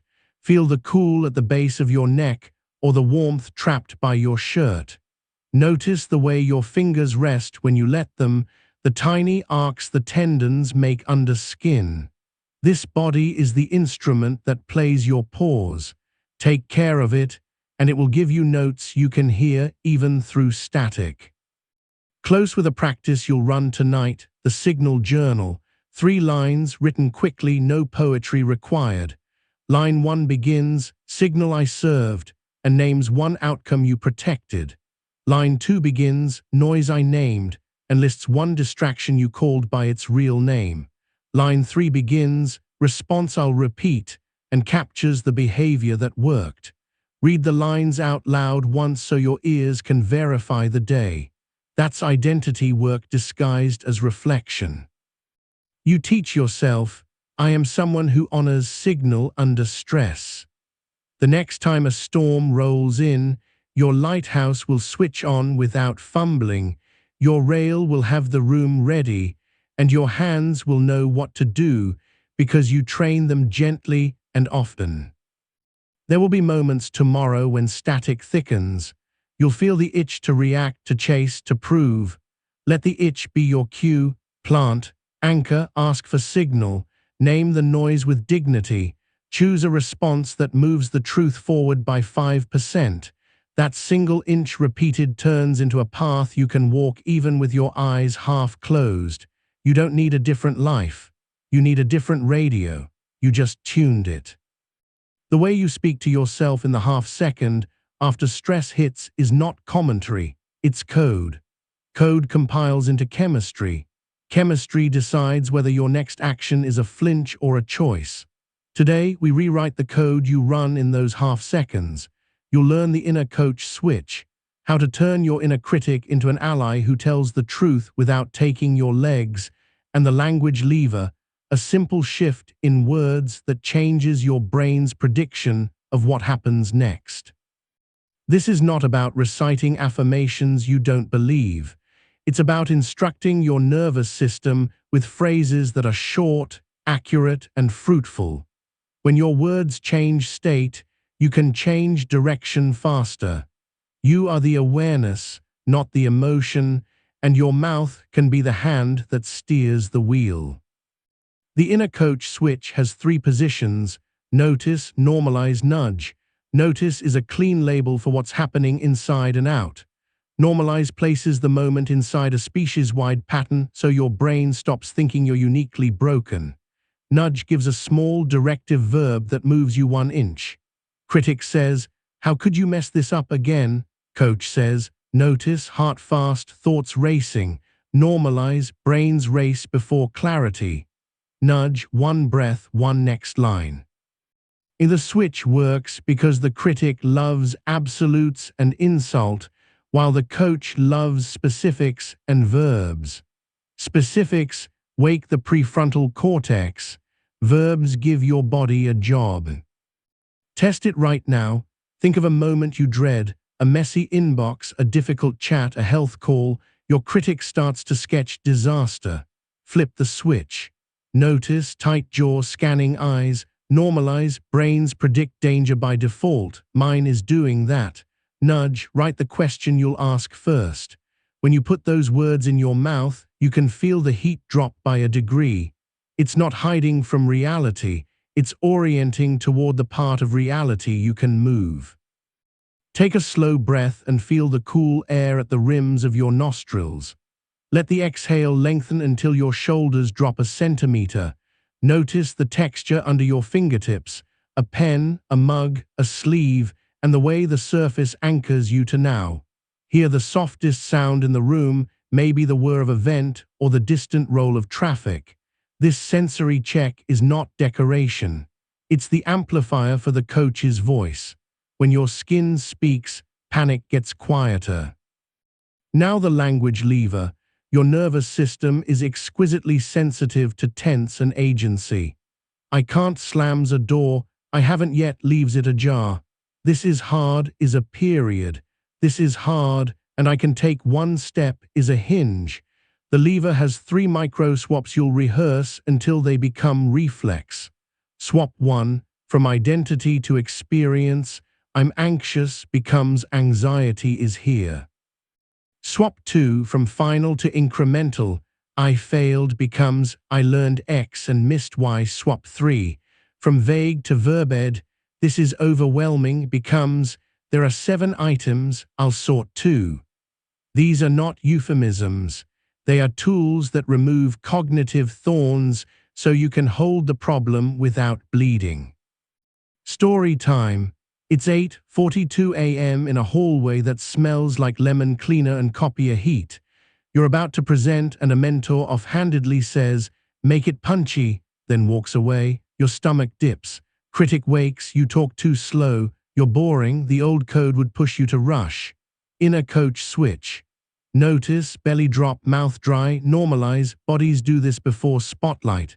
Nudge, sip, breathe 4-4-6, open with the client's question. Language lever turns, I can't be engaging, into, I haven't yet warmed the room. You open, here, the question we're all here to solve in one sentence. The room leans in. You didn't become a different person. You compiled different code.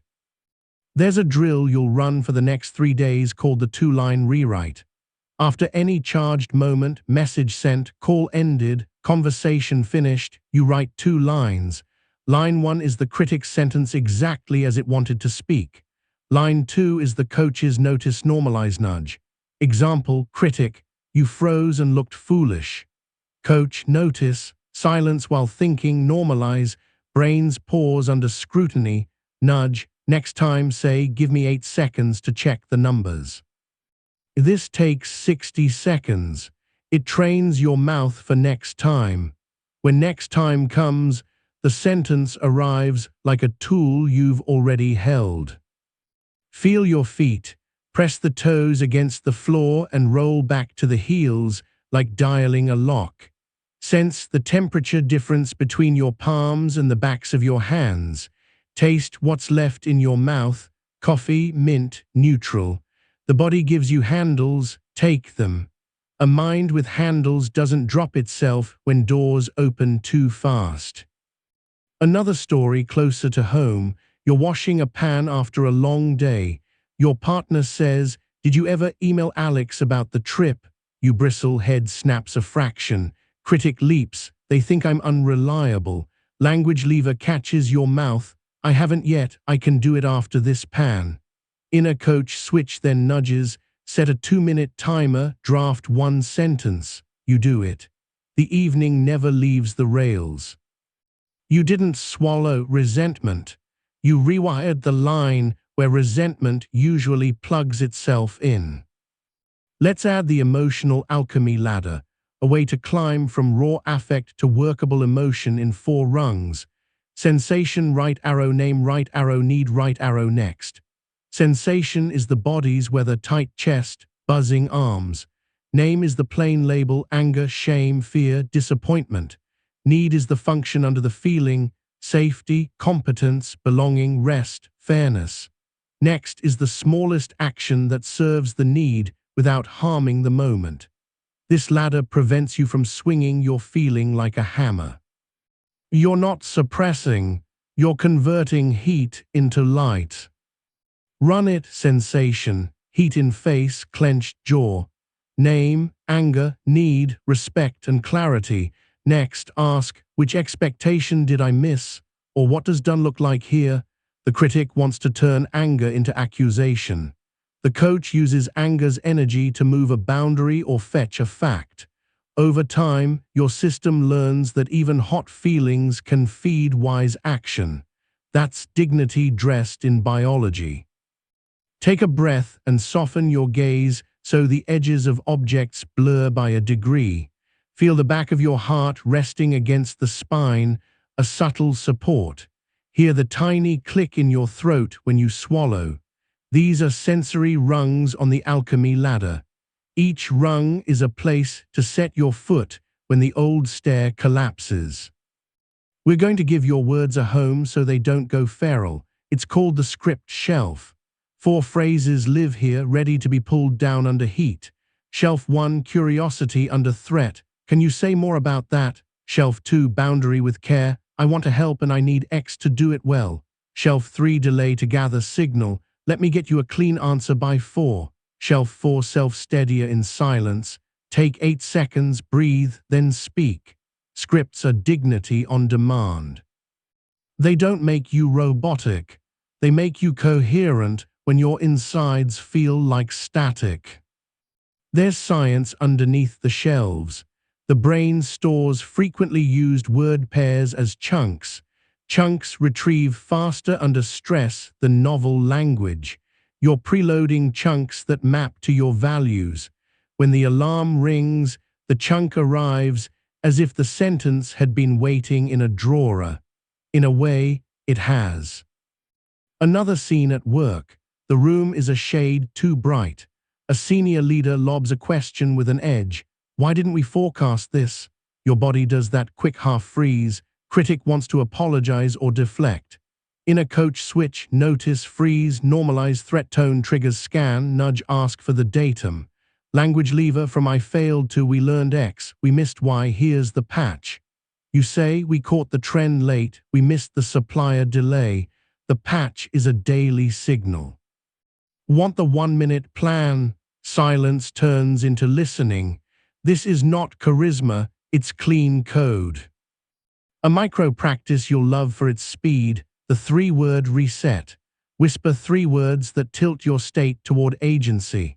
Here, choose start, or slow, see, move, or breathe, ask, do.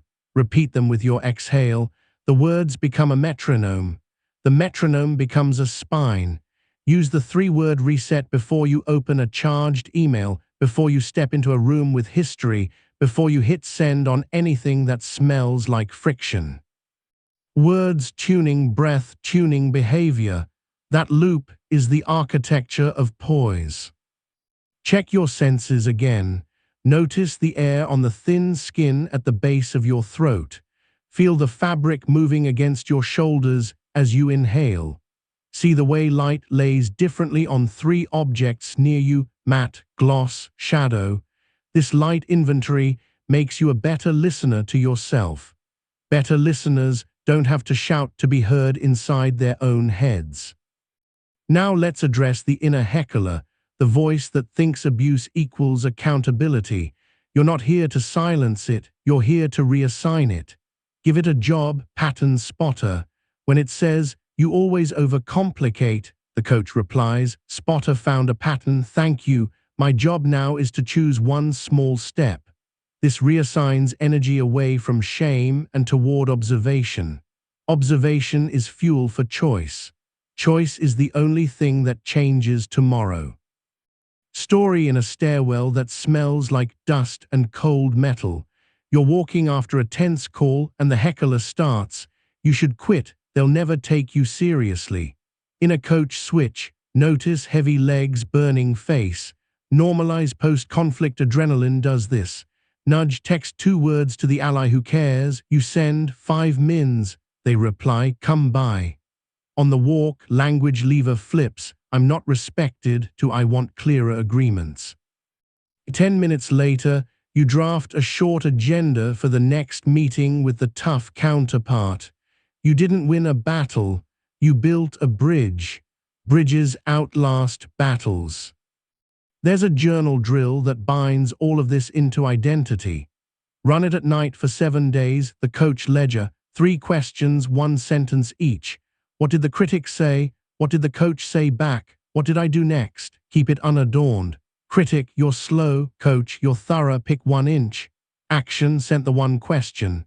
Reading your own ledger trains your hippocampus to mark coach-led sequences as safe. Safe sequences become defaults. This is neuroplasticity in work boots. Taste the water if you have some.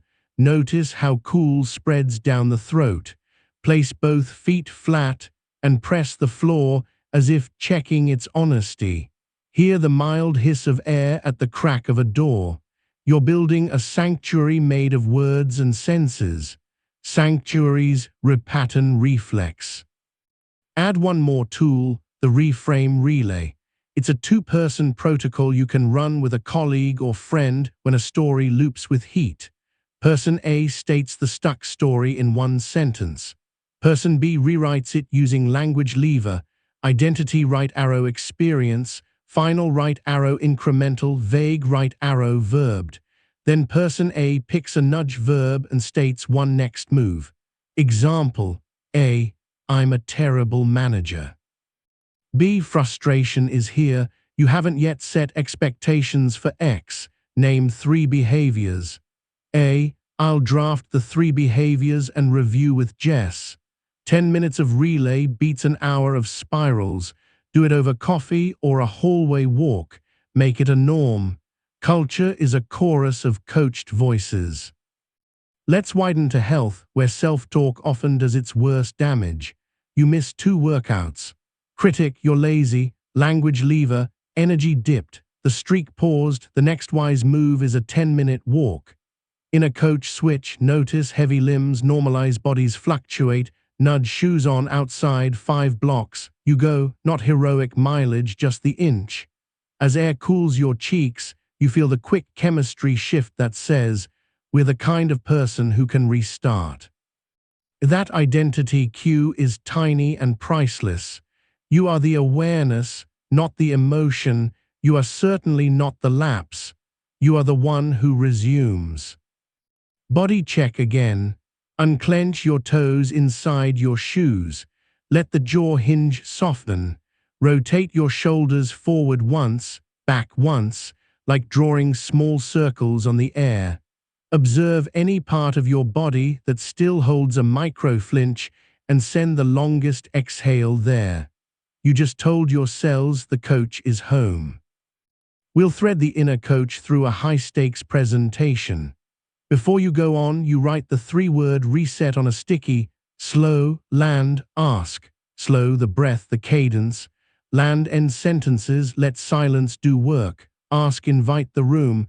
You tape the sticky behind your laptop where only you can see. During a question you didn't expect, the critic tries a jab. The switch flips. Notice, fast breath. Normalize, Q&A spikes anyone. Nudge, say, let me check the data, and look down deliberately. You check, you answer. The room reads your composure as confidence.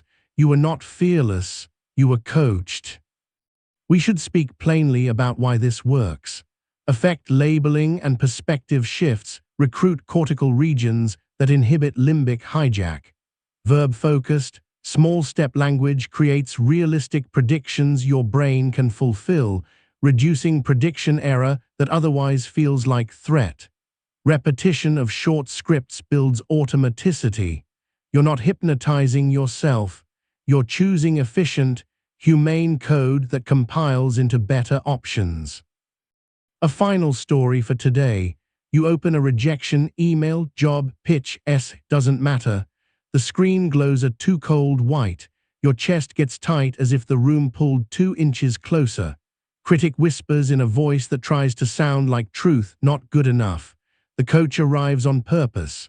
Notice, heat in chest, sting in eyes. Normalize, rejection is common currency for people who try.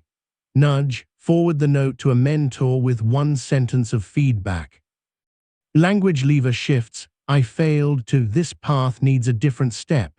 You stand, feel the floor through your soles, and breathe 4-4-6 twice while looking at the nearest square of real life. The plant, the window, the mug. Minutes later, the mentor replies with 7 words that open a door you couldn't see. The weather in your chest eases. The day proceeds not as a triumph, but as a testament. You spoke to yourself like someone you're responsible for. Close with the mouth-body loop, a micro-ritual you'll run for 20 seconds before any message that matters.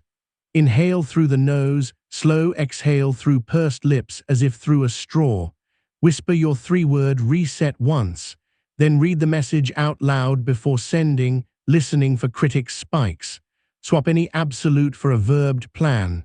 Send. Over a week, you'll notice the quality of your outbound tone change.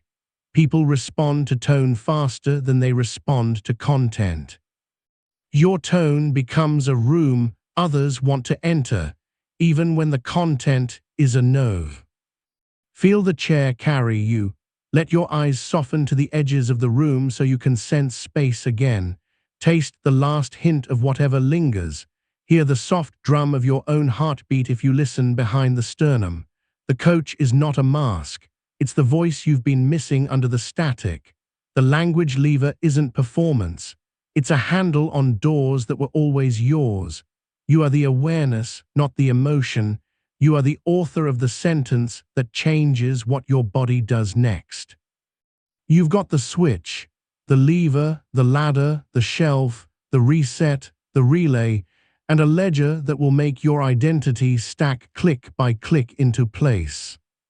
In the next 24 hours, a microstorm will arrive. You might feel the old words rise like a reflex.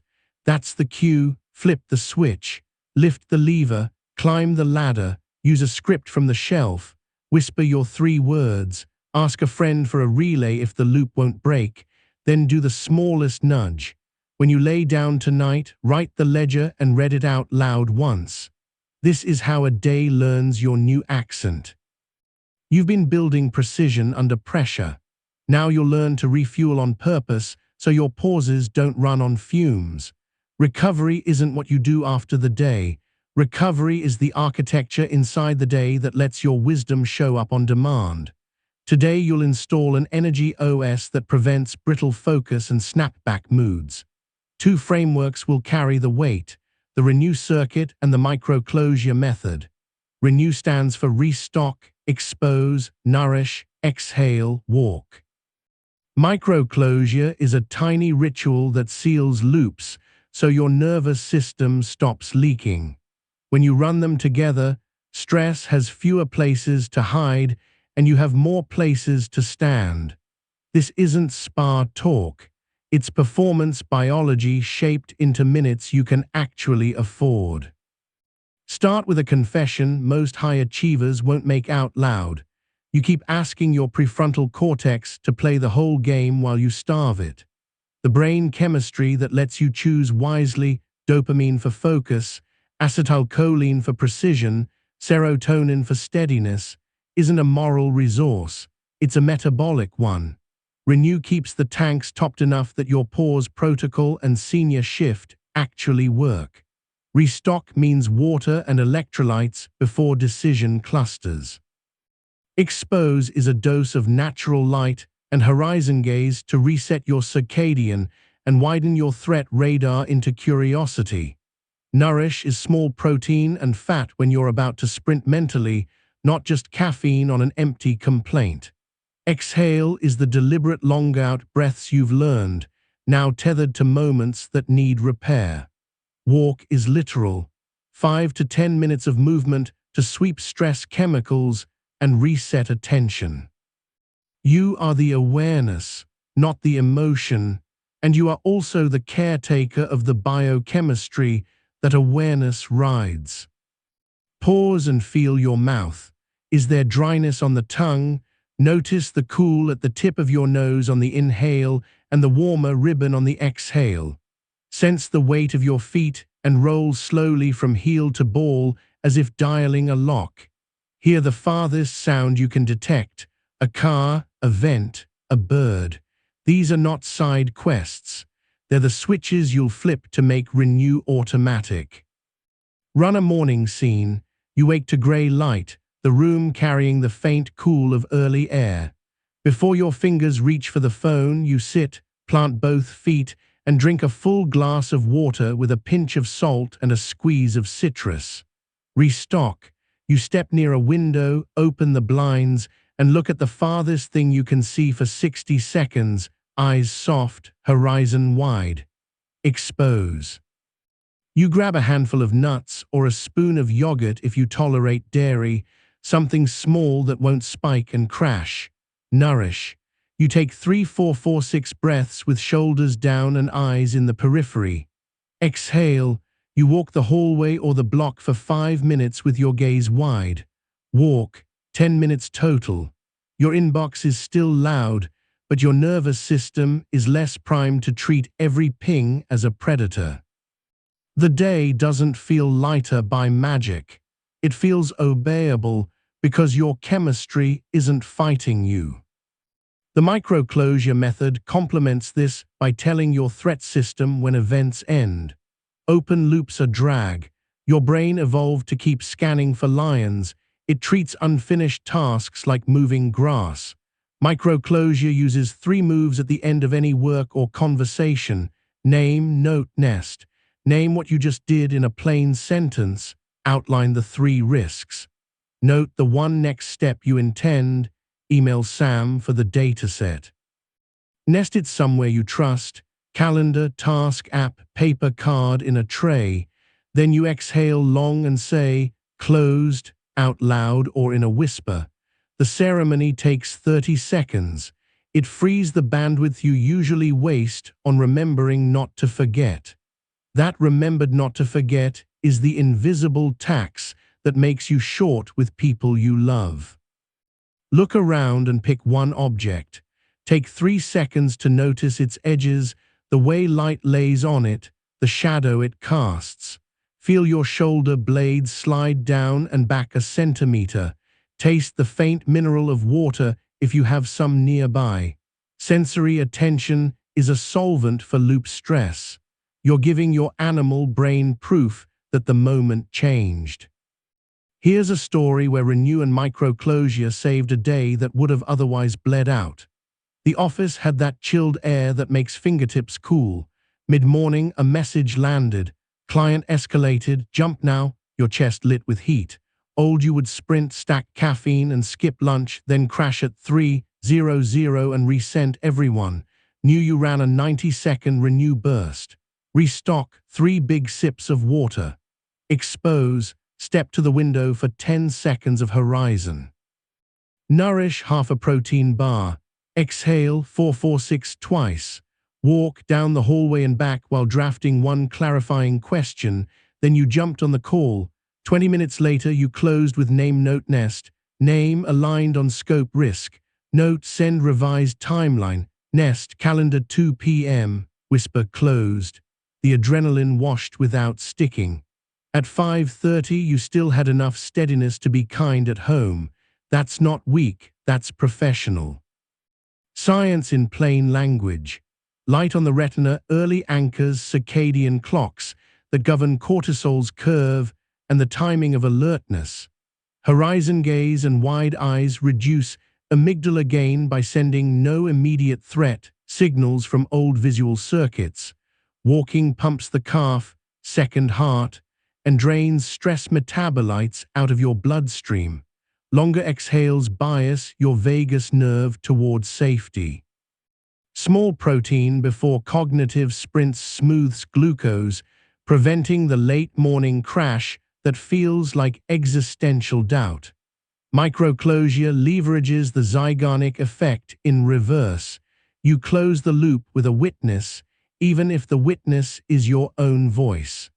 The hippocampus files the event. The prefrontal cortex gets its RAM back. Feel your breath widen your ribs sideways.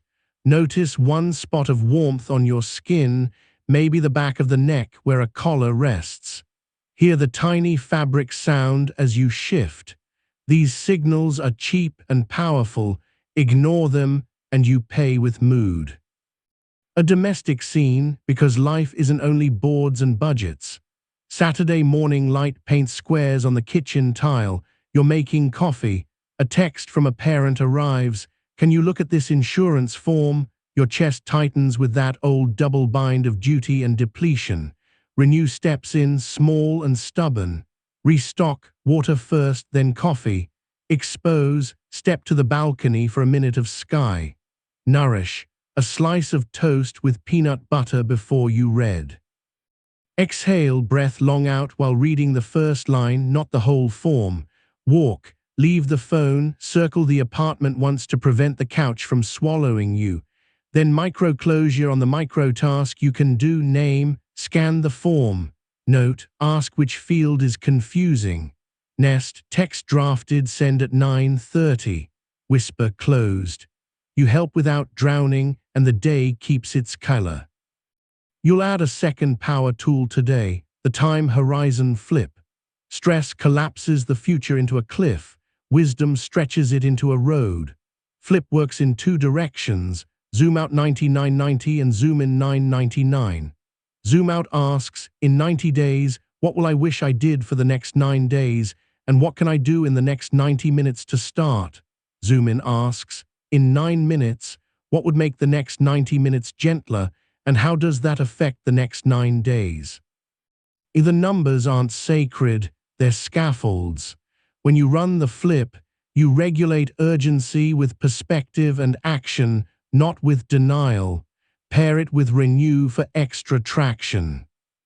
See it on a rough Tuesday. Your calendar looks like Tetris. You feel the metallic taste of hurry. Zoom out, In 90 days, you'll wish you protected your craft and your spine. For 9 days, you commit to 1 hour of deep work and a 10-minute walk. In the next 90 minutes, you silence non-essential pings and run a renew burst. Then zoom in. What would make the next 9 minutes gentler? Close 3 tabs and breathe out while writing a 1-sentence aim. You do it. The day doesn't shrink, but your agency expands to fill it. Take a sensory beat. Unclench your toes. Let your eyes soften to take in the edges of the room.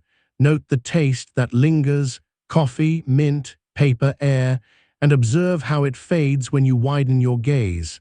Feel the chair carry you without complaint. These are old stones in a river you can step on when the current quickens. There is a mistake you'll make if you're not careful, using renew as a reward you withhold until you've earned it. That's scarcity theater. Run the small cycle every 90 minutes, even if you think you don't deserve it. 5 sips of water, 10 seconds of light or a far look out a hallway window, a nut or two long exhales, a 90-second walk to the printer and back. Small cycle is renew without drama. Your brain learns the day has breathable pockets. When the pockets are reliable, panic has fewer excuses to knock. Now layer in the micro-closure method with your focus fence from earlier. Every block starts with a name, outline intro, and ends with name note nest. The nest matters. It's the shelf that keeps tomorrow from inheriting chaos. If your system is paper, a tray with 3 cards labeled today, tomorrow, later becomes a literal nest. If your system is digital, a single holding pen note where all notes land before you sort at day's end is enough. Do not overbuild the nest. Overbuilding is noise pretending to be craft. Listen for the softest sound you can hear. Maybe it's the steady whisper of air or the tiny click inside your throat as you swallow. Let your jaw part by a millimeter. Roll your shoulders forward, then back. Small circles that wring out the tension you don't notice until it trips your voice. You are hacking biology with courtesy. Let me hand you a workplace story with sharper edges. Quarterly review looming, numbers uneven, you feel the creep of dread in your forearms. Old strategy, barrel through lunch, scroll metrics until they blur, then fix mistakes at 7 p.m. with the mind of a raccoon. New strategy, renew plus flip plus micro closure. You restock, expose, nourish a little, breathe out twice, and take a 5-minute walk around the block while your eyes seek horizon lines on buildings. Flip zoom out. In 90 days, you want to be the person known for clean assumptions. For 9 days, you'll run a daily 20-minute assumption audit. For the next 90 minutes, you decide one fact pivot to confirm. You run the block, then seal it with name note nest, audited revenue assumption, note to verify ad spend data, nest in 2 p.m. slot. Whisper closed. That whisper is not cute.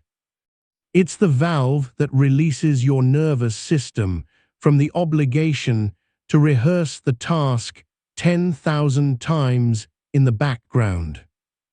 You'll introduce another micro drill called the gaze gate.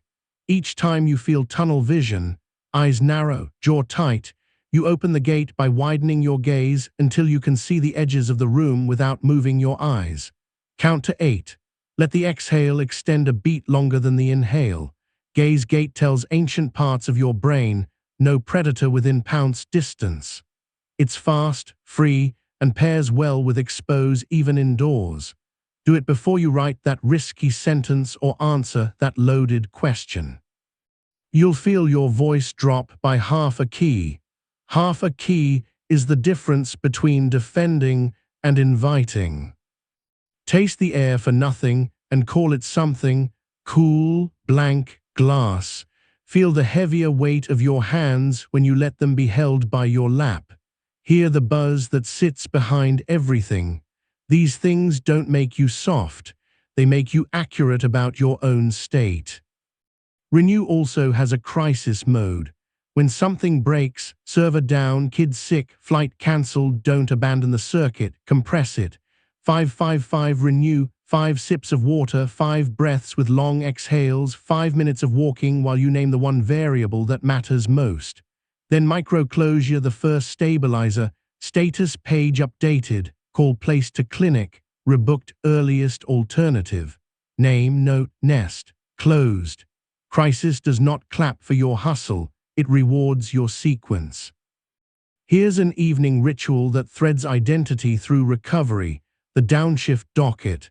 10 minutes before you intend to stop, you close your eyes for one long exhale, then write 3 lines.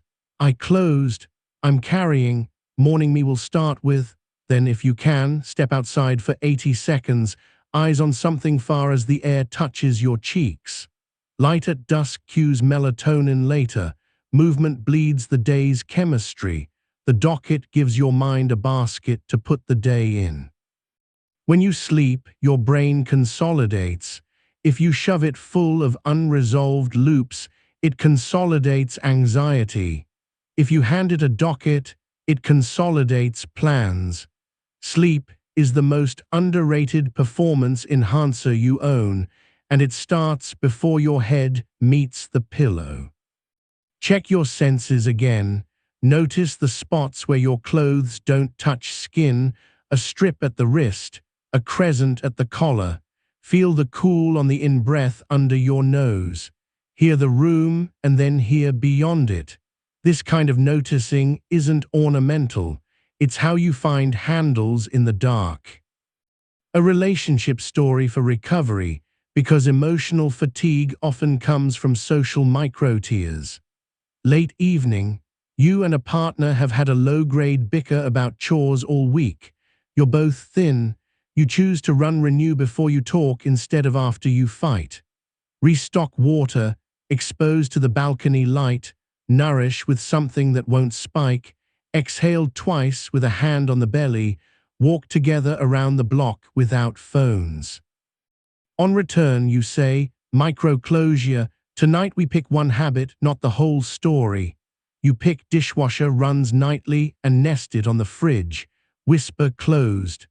The bigger conversation can wait for a Saturday. Your nervous systems get a night of rest instead of another rehearsal of the same old script. You are the awareness, not the emotion. You are also the climate in the room. You'll add one last framework to make recovery visible, the battery board. Draw a simple meter for 4 domains: brain, body, bond, build. Brain is cognitive fuel, body is physical energy, bond is relational warmth, build is momentum on meaningful work. 3 times a day you glance and rate each 0-3 by feel. If any sits at 0-1, you run a 3-minute renew tailored to that domain. Brain low, expose and exhale, then name note nest 1 micro task. Body low. Restock and walk. Bond low, send a 90-second voice note or 2-line text that says, thinking of you +1 specific. Build low, 5-minute 5% edge on L1. You're not chasing perfect. You're preventing collapse by topping off the lowest battery. Over weeks, you'll feel less like a person who oscillates between overdrive and empty. You'll feel like someone with gears you choose. Science last pass still friendly. Habit formation favors small, frequent cues with immediate, embodied payoffs. Renew reps soothe interoception, the brain's map of the body, so your predictions about danger get more accurate. Micro-closure reduces intrusive thoughts by giving the hippocampus finished flags. Horizon gaze and wide eyes adjust the sympathetic-parasympathetic seesaw. Movement clears norepinephrine, preventing it from mislabeling boring as threatening. Light manages clock genes. You're not hacking yourself. You're partnering with an old machine and giving it honest inputs. Return to sensation. Let your jaw stop holding the day. Release the tongue from the roof of your mouth. Breathe as if you were fogging a small circle on a cool window. Exhale a fraction longer than feels natural. Feel the weight in your thighs increase by a whisper as you let the chair take you.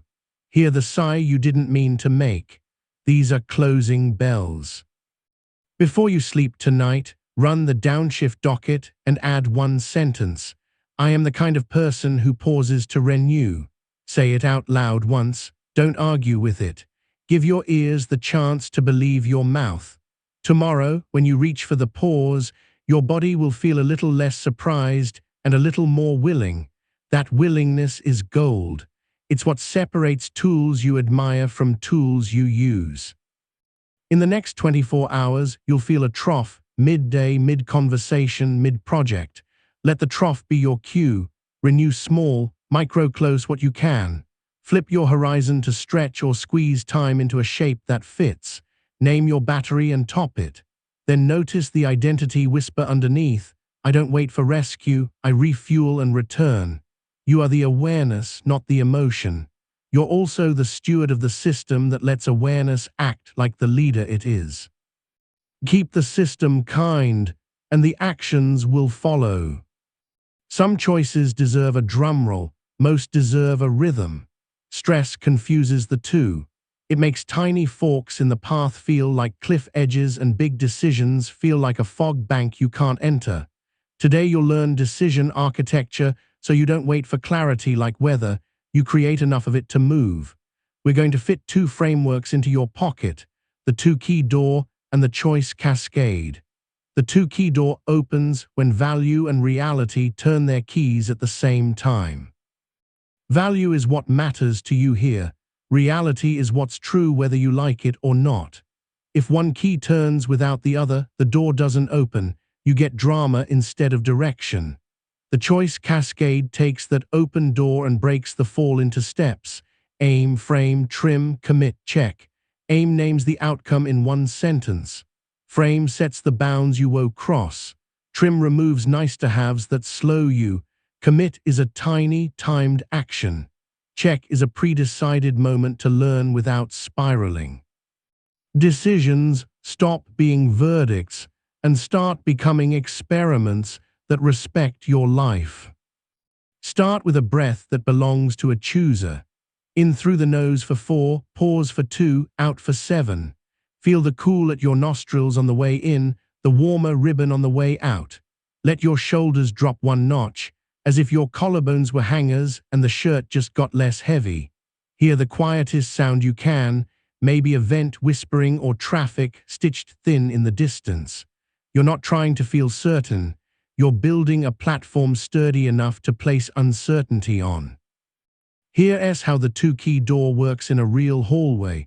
You're offered a speaking slot that flatters the ego and threatens your calendar. Your stomach tightens. Your head floods with arguments on both sides. Plant your feet. Anchor with one long exhale. Value key, grow influence while guarding deep work and health. Reality key, 3 evenings of prep and a red-eye return in a week with a high-stakes delivery. If you turn only value, you'll say yes and burn the week. If you turn only reality, you'll say no from fear of stretch. You turn both and ask the door question, is there a version of yes that honors the week? You propose a virtual keynote, a shorter slot, or a later date. If the host says no, the door stays closed and you're aligned. If they say yes, you entered with both keys. Your nervous system records the sensation of integrity, a quiet warmth in the chest, a voice that drops half a key. That's the taste of a decision that belongs to you. Now run the choice cascade to move the result from idea into body. Aim, deliver value to a new audience without breaking this week's commitments. Frame, no travel, prep capped at 2 hours, bedtime intact. Trim, cut custom case studies, keep core frameworks, repurpose visuals.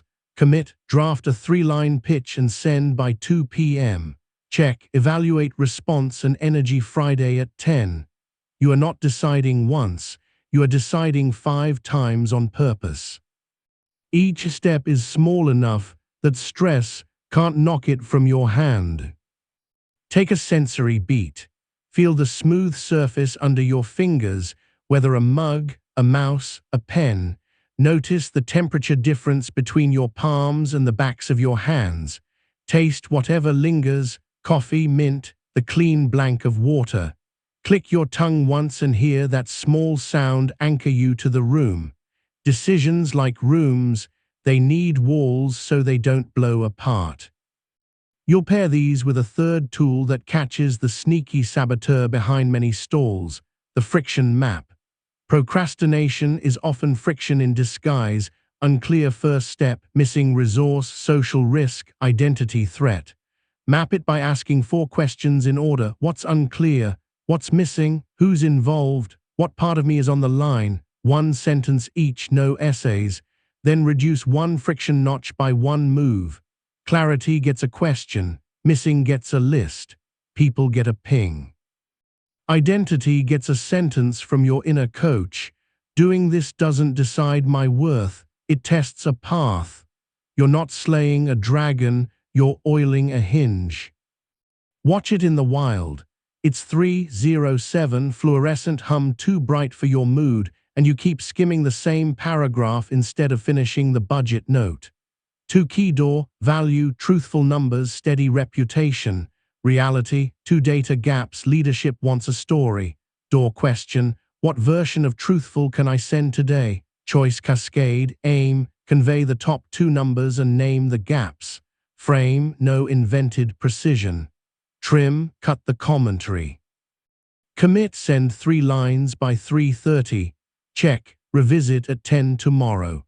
Friction map, unclear, refund rate assumption, missing, ad spend variance. Who martyr, identity, fear of looking unprepared. You reduce friction by asking martyr for the variance in 1 sentence and adding assumption range to your note. Your jaw unlocks. That small click you feel behind your molars is composure arriving. Science in street shoes. Pairing values and constraints recruits both motivational networks and executive control, which reduces cognitive dissonance. The leak that leaves you tired after a non-decision. Breaking decisions into aim, frame, trim, commit, check drops working memory load and increases follow-through because your brain likes serial, not simultaneous, processing. Mapping friction shifts the problem from limbic alarm to solvable list, which your prefrontal cortex reads as I can.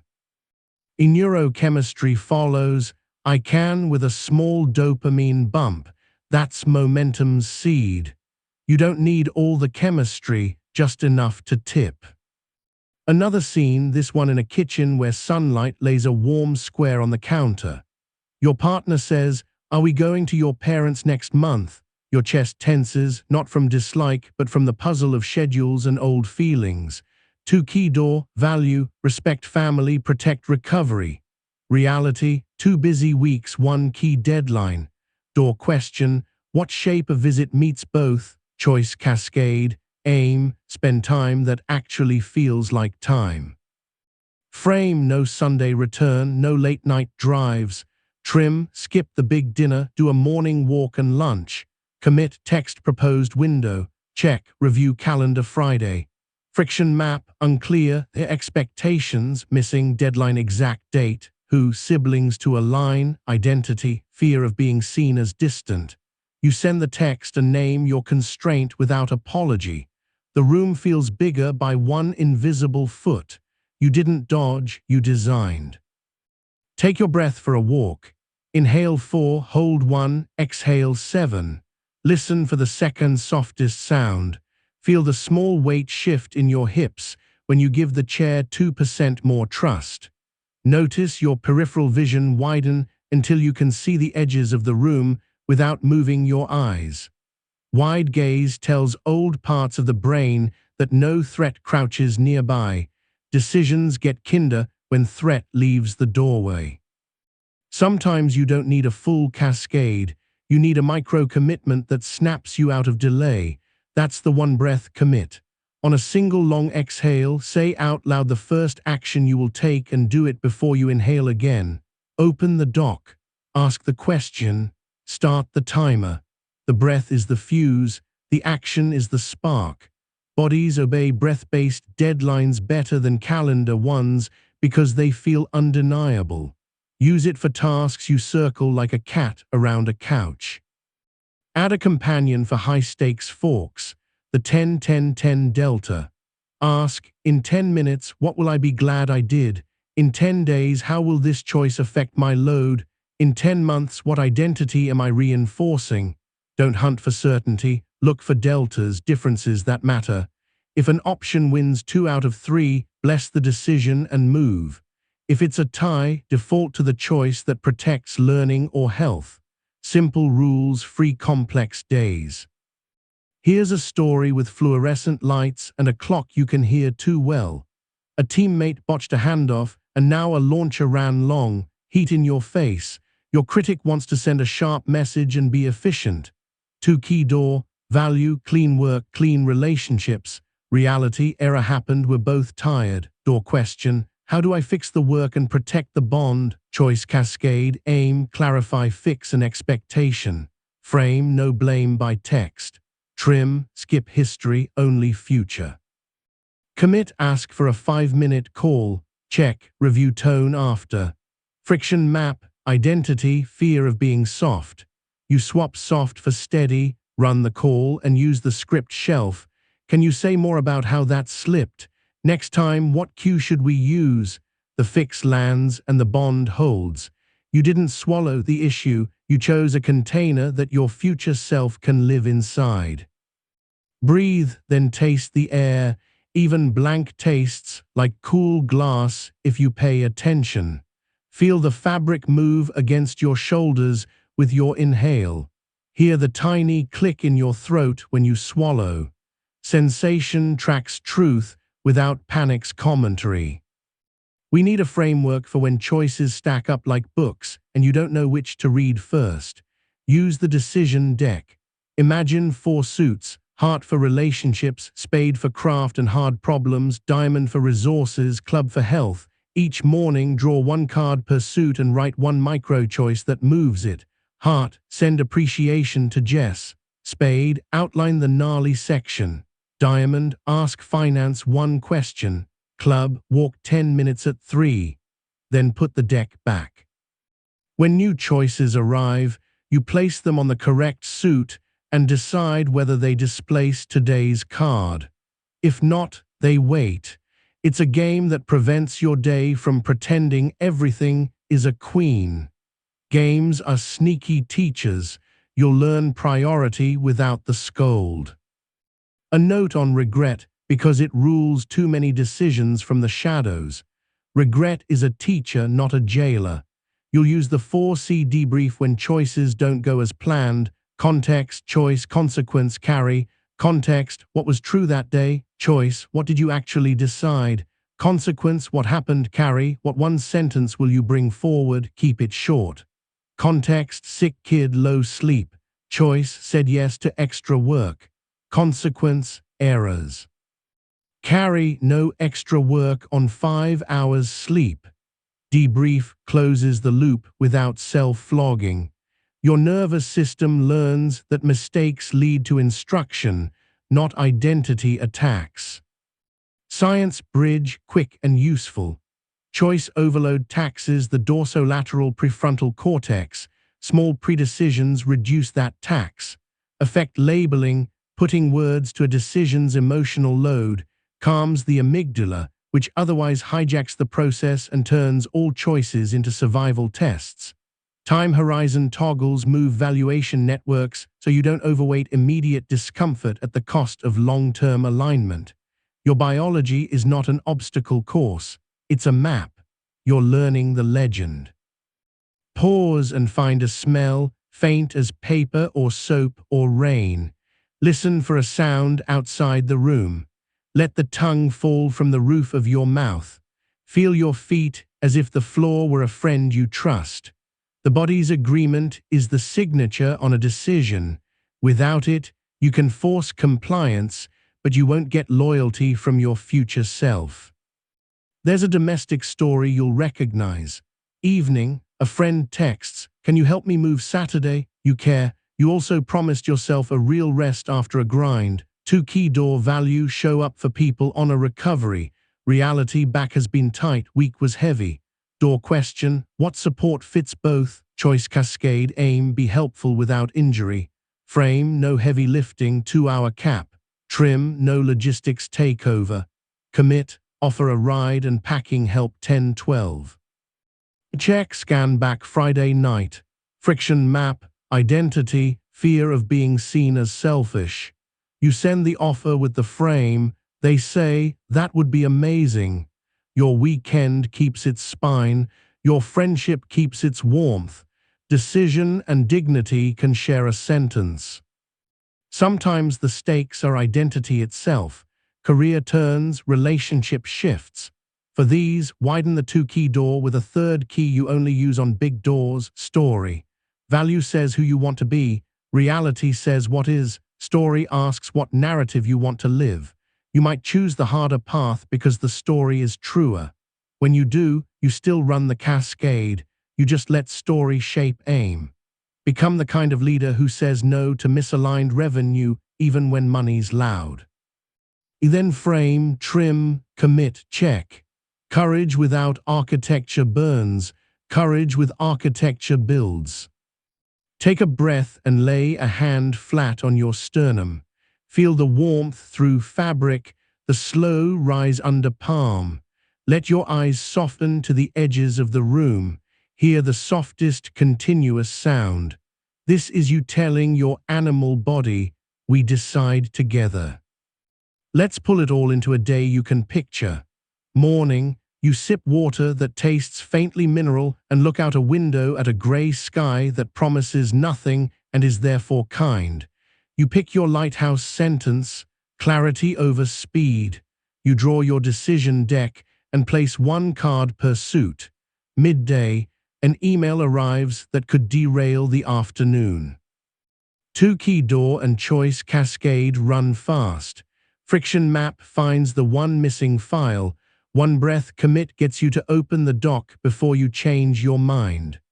Afternoon, you hit your pause block and ask the 10-10-10 delta. The choice that protects sleep wins 2 out of 3. You schedule rather than squeeze. Evening, a conversation wobbles. You ask yourself, what story do I want to be in? The one where you defended quickly, or the one where you asked the one question that turned heat into data? You choose the question. Night, you run the 4C debrief in 3 sentences and feel your jaw unclench as you whisper, closed. Before we end, a micro practice to keep choice light and honest, the wristwatch promise. When you catch yourself bargaining with a decision you already made, touch your watch or the place on your wrist where one would be and say, I keep my word to myself in small things. Then take the smallest action that belongs to that word. Drink the water, write the sentence, send the message. The identity transfer happens at the wrist. Strange, I know, powerful too. Notice the temperature on your cheeks, maybe cooler than the room, maybe warmed by stillness. Feel the weight of your hands and let them be heavier by a whisper. Taste the last note of whatever you drank. Hear the low hum under everything. A good decision doesn't always feel triumphant.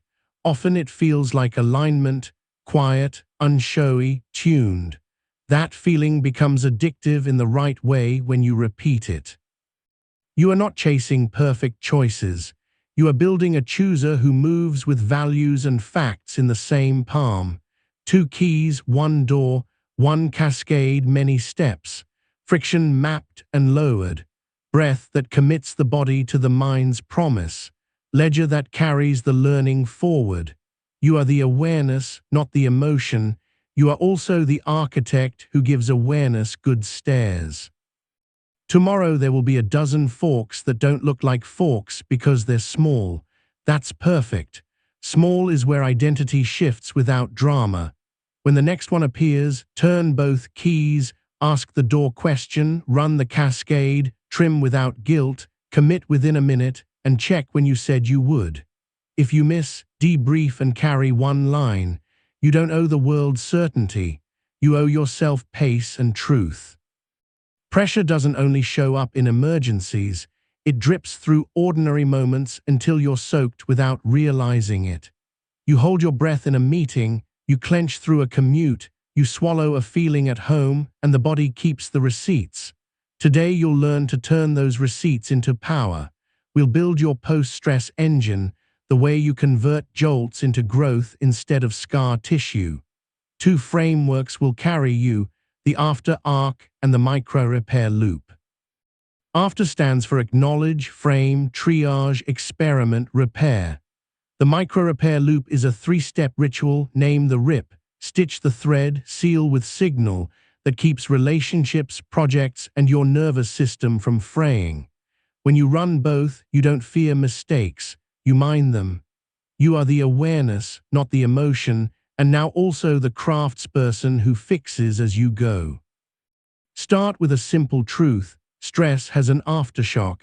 Your amygdala fires first and the body floods. Even when the event ends, residual charge hums like a fridge in the next room. The after arc catches the aftershock on purpose. Acknowledge means you say out loud, "That hit me." 1 sentence, no analysis.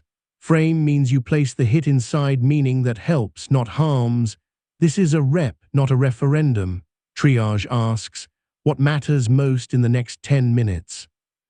Experiment is 1 tiny test that nudges reality forward.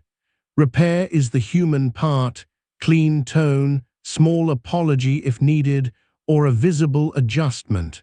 After takes minutes, its impact lasts hours. Your biology breathes easier when it knows there's a way to land. Feel your breath at the base of your nose, cool in, warm out. Let your jaw hinge drop a millimeter so the tongue rests.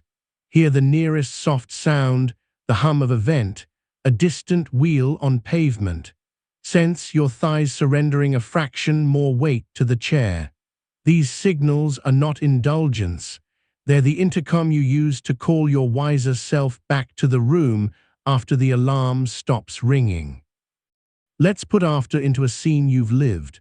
The video call ends and you feel it, the heat behind the eyes, the old story itching, they misunderstood me again. Acknowledge, I feel hot and tight, that landed. Frame, adrenaline speaking, this is a rep. Triage, 1 thing that matters in 10 minutes. Clarify next step without defending. Experiment, draft a 3-line follow-up that starts with the shared aim.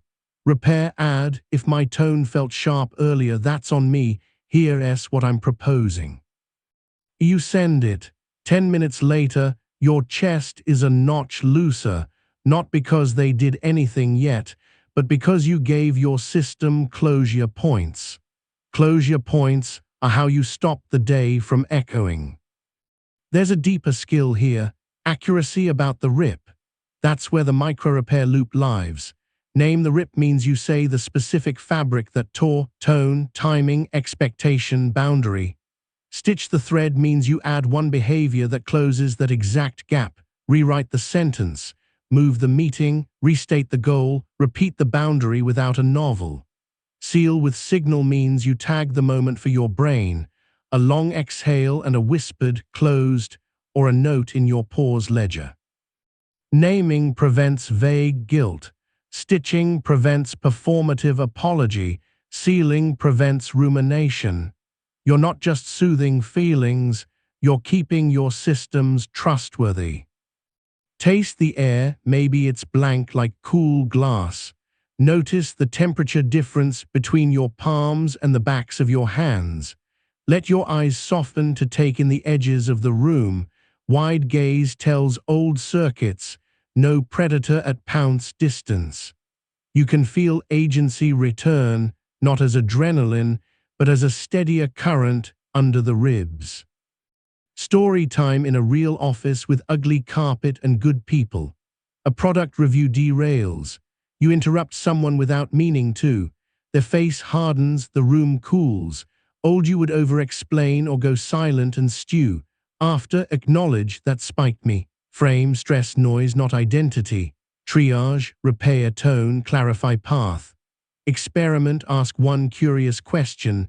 Which risk feels sharpest to you right now? Repair, and I cut you off, sorry about that. Micro-repair in the margins, rip tone and turn taking.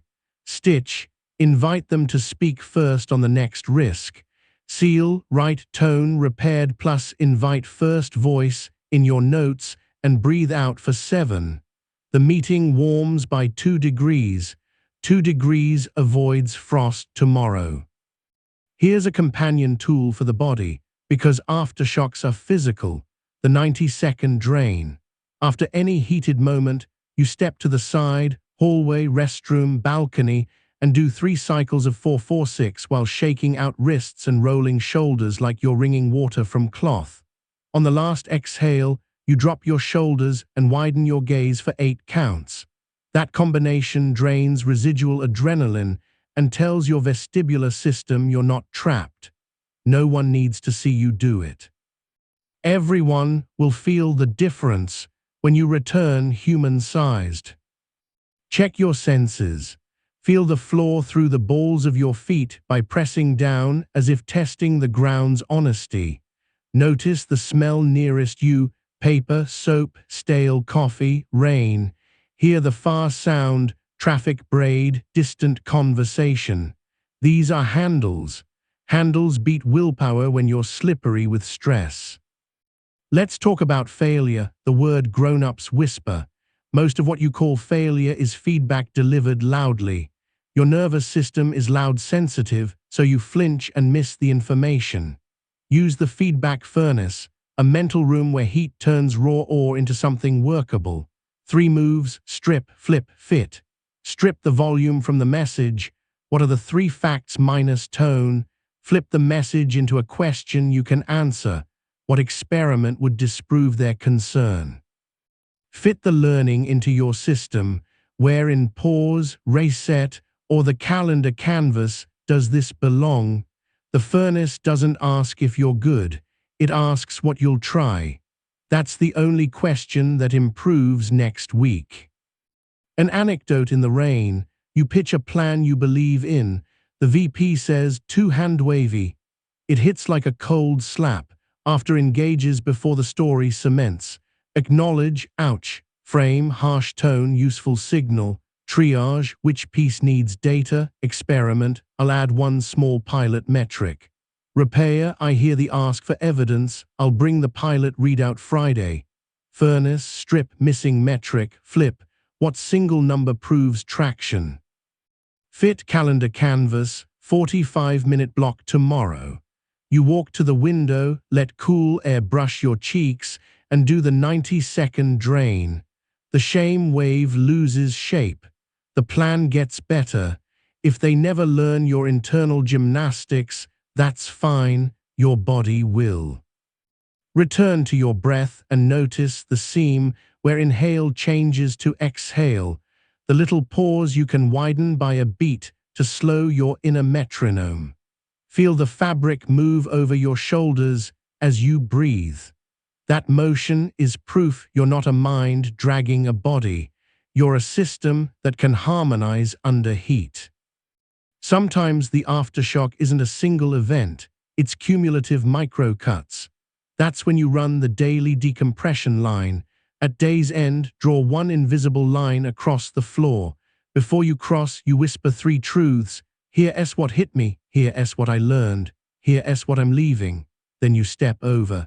If something truly important wants to follow, you'll bring it on purpose tomorrow via name note nest on your downshift docket. Everything else stays behind the line. This is not denial, it's containment. Containment lets you show up where your body sleeps as a person, not a problem-solving machine with shoes on. A scene at home. The apartment smells like sautéed onions and rain. You snap at a partner for asking a neutral question. You watch their face change and feel the spike of regret rise like heat from a stove. Old loop: stew, defend, distract. New loop after: acknowledge, I came in hot. Frame: work stress leaking, not your fault. Triage: repair now, name boundary for later. Experiment: say the sentence that keeps the evening intact. Repair: let me reset. I want to talk, and I need 10 quiet minutes to rinse work off. Micro repair: rip, tone, stitch, 10-minute reset and a warm touch to the shoulder. Seal: whisper, closed, As you start a short walk down the hall and back with long exhales, you return steadier. The evening is saved not by perfection, but by repair speed. There's science you can feel. Repair changes prediction. Your partner's brain stops predicting tonight will be a fight and starts predicting when heat shows up, repair follows. Your own brain registers that error and updates its priors. That's neuroplasticity doing the domestic chores. We'll add a micro-practice you can run between tasks, the after-act ask. After you send a message, finish a call, or step out of a room, ask, what tiny repair or reinforcement would make this better? If none, exhale and say closed. If yes, it's usually small, a clarifying line, a thank you, a calendar invite. 2 minutes of after-act ask across a day prevents hours of mop-up tomorrow. Your future self is not a dumping ground. Treat them like someone you respect. Feel your skin temperature where sleeves don't cover, wrist, neck. Listen for a sound outside your walls. Let your eyes rest on a single color for 3 breaths. Green of a plant, blue of a folder, gray of a screen. Sensory attention lays down the floorboards you'll walk on when the next aftershock tries to buckle them. Sometimes repair requires a boundary with yourself. Enter the no replay rule.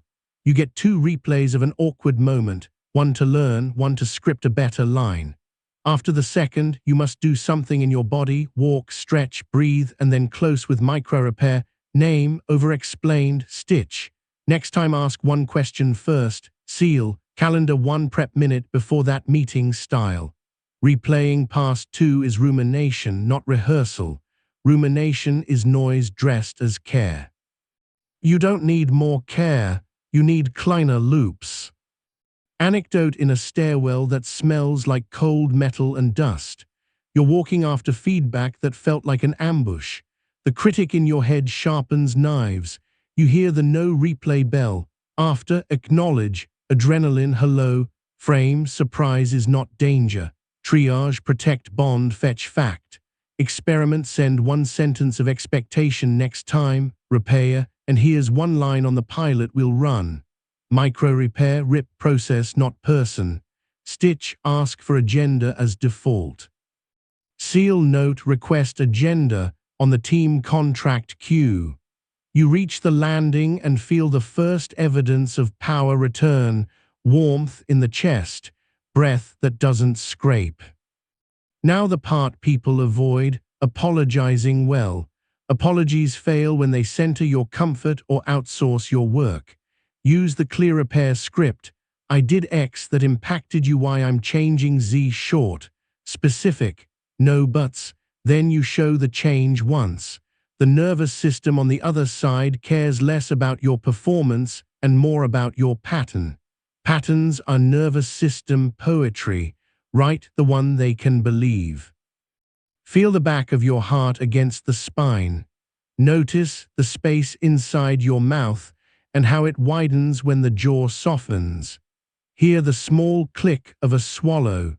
You're building a body that can deliver clean sentences even when your pride wants to push words out like a shield. You'll also install the debrief delta, a micro-journal you run after any charged day. 3 lines, what shifted, what stayed, what will I tweak, keep it gritty. Shifted, asked 1 question instead of defending. Stayed, jaw tension at 4 p.m. Tweak, gaze gate plus water at 3:45. This is identity work disguised as operational notes. Your hippocampus files tweaks as we are the kind who, and tomorrow bends. A story at dawn. You wake to the blue-gray where the world is quiet and possibilities are honest. Yesterday had a crack in it, you snapped at a teammate, rushed a fix, slept badly. Old narrative, pile shame on a tired body and sprint. New narrative, run, renew light, then after the residue. Acknowledge, yesterday strung. Frame, a learner, not a late-night judge. Triage, repair tone with Sam, set guardrail for 4:06 p.m.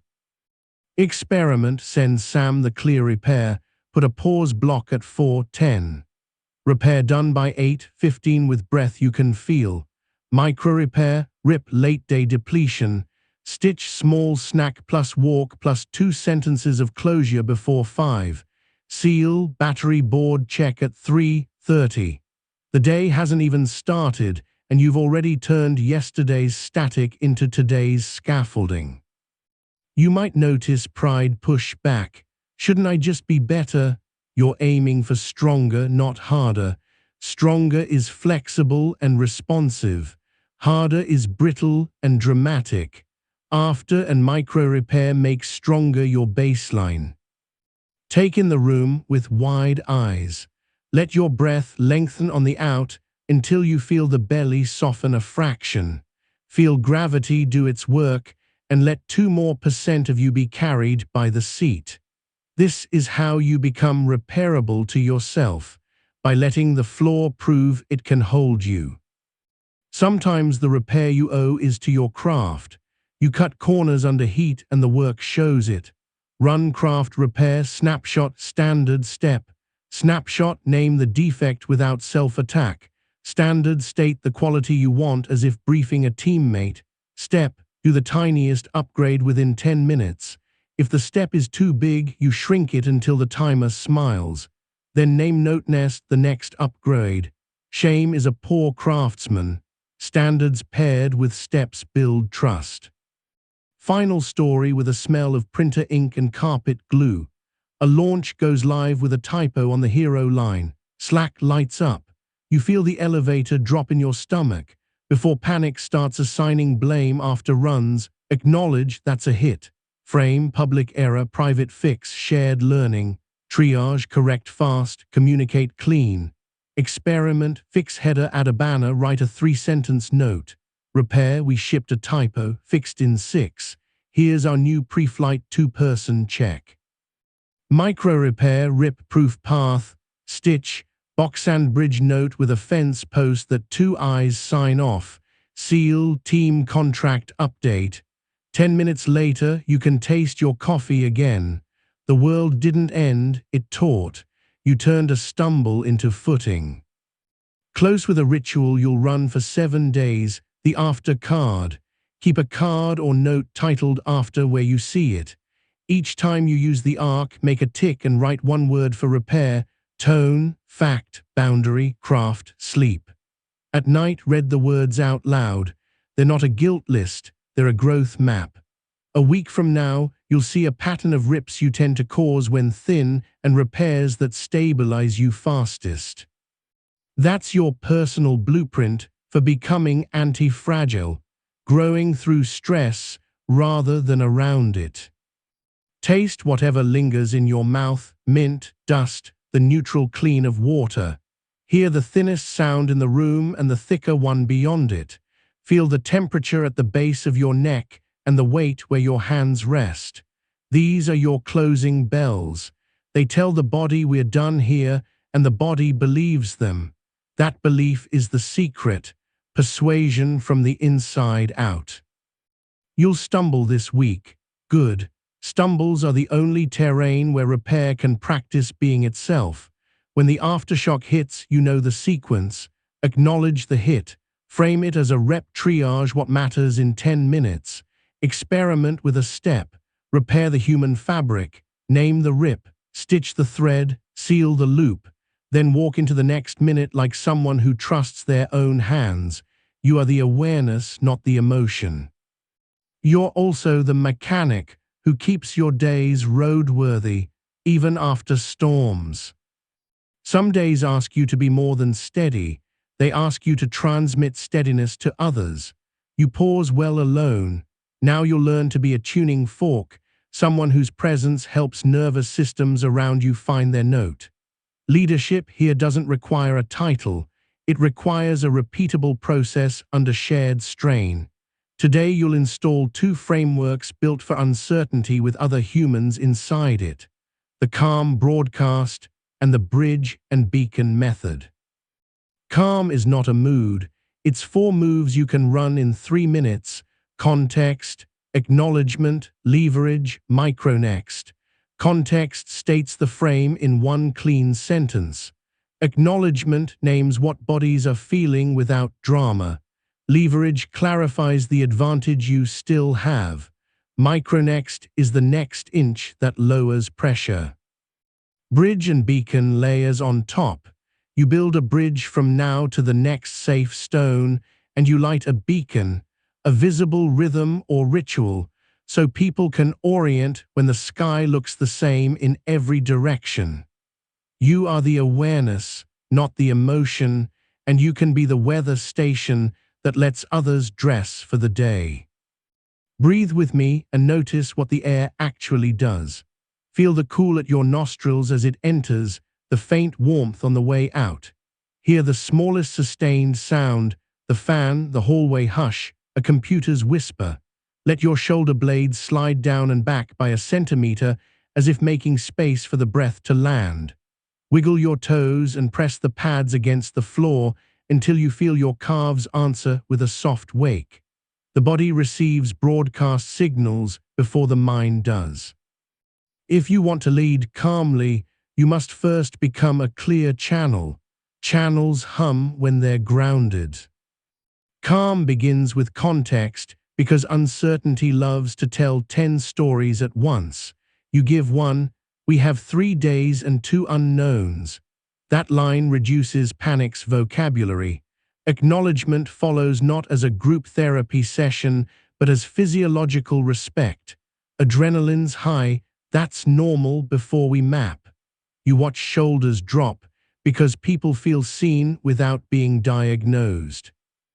Leverage then turns attention to what still works. We have clean data from last week and a motivated partner. Leverage is not spin, it is gravity for attention. Micronext ends the broadcast in motion. First, we'll list the unknowns and assign 1 question each. You've just given the amygdala 4 reasons not to hijack the next hour. In a room where no one knows what comes next, a sentence that says, "Here's the next inch," is medicine. Try a micro drill at your scale. Either speak softly or write it. Context, the sprint slipped by a day. Acknowledgement, we're tense and a little embarrassed. Leverage, the core flow is tested and our customer contact is patient. Micronext, by noon we'll lock the new date and send a 2-line note. Read it again and listen for the way your own breath changes. You didn't fix reality. You organized it into a shape that nervous systems can carry. Story in a glass-walled room that's a degree too cold. The whiteboard still smells like solvent. A launch wobbled. Integrations misbehaved 40 minutes before the reveal. Voices tightened. Old you would have rushed instructions and added heat. New you ran calm out loud. We are 40 minutes out and 1 integration is flaky. The room exhaled because the sentence matched the felt sense. Of course the pulse is up. Let's use it to focus. Shoulders undid 1 notch. Our leverage is the working demo and a host who likes transparent teams. Eyes return to you. Micronext, 2 pairs, 1 patches, 1 preps a transparent line. I'll bridge with the host in 3 minutes. People moved. Heat turned into hands. 10 minutes later you were on a quick call. We are shipping feature A, feature B is paused. Here's the pilot metric you'll see. The host appreciated the steadiness more than the perfection. After a teammate said, it felt like oxygen arrived. You didn't conjure confidence. You formatted a room so courage could breathe. Taste the air you're in. Even if it tastes like nothing, call the nothing cool and glassy. Feel the skin at your neck where the shirt doesn't touch. Let your jaw hinge, release a millimeter so the tongue rests. Let your gaze widen to the edges of the room without moving your eyes. This is your pre-broadcast ritual. It takes 12 seconds. 12 seconds saves 12 hours of cleanup when tone goes wrong. Bridge and beacon starts with a question leaders forget to ask. What does continuity look like here? Bridges are specific. A daily 5-minute stand-on with 2 questions. A shared doc with 1 sentence of status. A 3 p.m. sanity check where cameras can be off but voices are on. Beacons are rhythmic and visible, the same message format at the same time, the same phrase that signals orientation. Choose a phrase that suits you. Here, what's true, here's what we'll do. Or map, move, learn, or 1 inch wisely. When your voice arrives with a familiar beacon, people's reticular activating systems learn to relax their scan and widen to options. You've taught their attention to come when called. Run a micro-beacon drill now. Pick a sentence you'll use at the top of charged updates. Say it to yourself. Hear how it lands. Maybe it's what's true, what we'll do. Yes, it's simple. The power of beacons is not poetry, it's repeatability. The brain loves repeatable events. Repeatability becomes safety, which becomes speed. Science in street shoes. When you acknowledge collective tension, you're engaging social safety circuits that calm individual alarms. Predictable ritual reduces cognitive load. People spend fewer cycles guessing. Short, shared phrases become chunks, stored patterns that retrieve faster than improvisation under stress. You're not manipulating, you're standardizing kindness under heat. Another scene not at work. The kitchen smells like citrus and steam. A teenager stands rigid, phone clenched. I bombed the test. The old you reaches for solution or sermon. The broadcaster in you runs calm at family scale. Context, the test was hard and it strung. They breathe because the sentence matched the hit. Bodies get hot after bad news, that's normal. Their shoulders loosen a hair. Leverage, you've been consistent with practice. The concepts aren't strangers. Their eyes lift. Micronext, we eat, then pick one question to autopsy for 15 minutes. I'll time it. You just bridged a life moment from spiraling into capacity building. Beacons at home might be a shared phrase like feet, breath, 1 inch, or a ritual like a lap around the block before any big talk. Ritual is love in a shape biology can trust. Take a sensory beat. Hear the farthest sound, the traffic's braided hush, a bird that insists on being alive, the building's hum. Press the pads of your fingers together until you feel the soft pulse shift from your wrist to your fingertips. That subtle shift is your signal that your vessel is steady enough to carry others. Add a second layer, the signal council. In fog, single perspectives make brittle choices. A signal council is a fast triad you convene, a skeptic, a builder, a user voice. It isn't a meeting, it's a 5-minute sweep where you ask 3 questions. What are we missing? What can we ship? What will hurt a real person? You run it by DM, hallway, or quick huddle. Then you broadcast calm with the council's inputs baked in. People feel the difference. Decisions stop tilting toward whoever was loudest and tilt toward reality and care. Let me hand you a story with stakes you can feel. A nonprofit you advise is about to send a statement during a public crisis. Emotions are electric. The inbox is a live wire. You breathe, widen your gaze, and run signal council in 7 minutes. The skeptic flags a phrase that could be misconstrued. The builder confirms you can change the website fast. The user voice notes the group that will feel erased if you're vague. You calm the team. Context, we're drafting during a live event. Acknowledgement, hearts are hot. Nuance is hard when hearts are hot. Leverage, we can publish then update within an hour. We have community advocates we trust. Micronext, we tighten the first paragraph to name who we're talking about, then schedule a listening call. The statement lands clean, not perfect. The inbox responds with fewer flames and more gratitude than fear predicted. Why?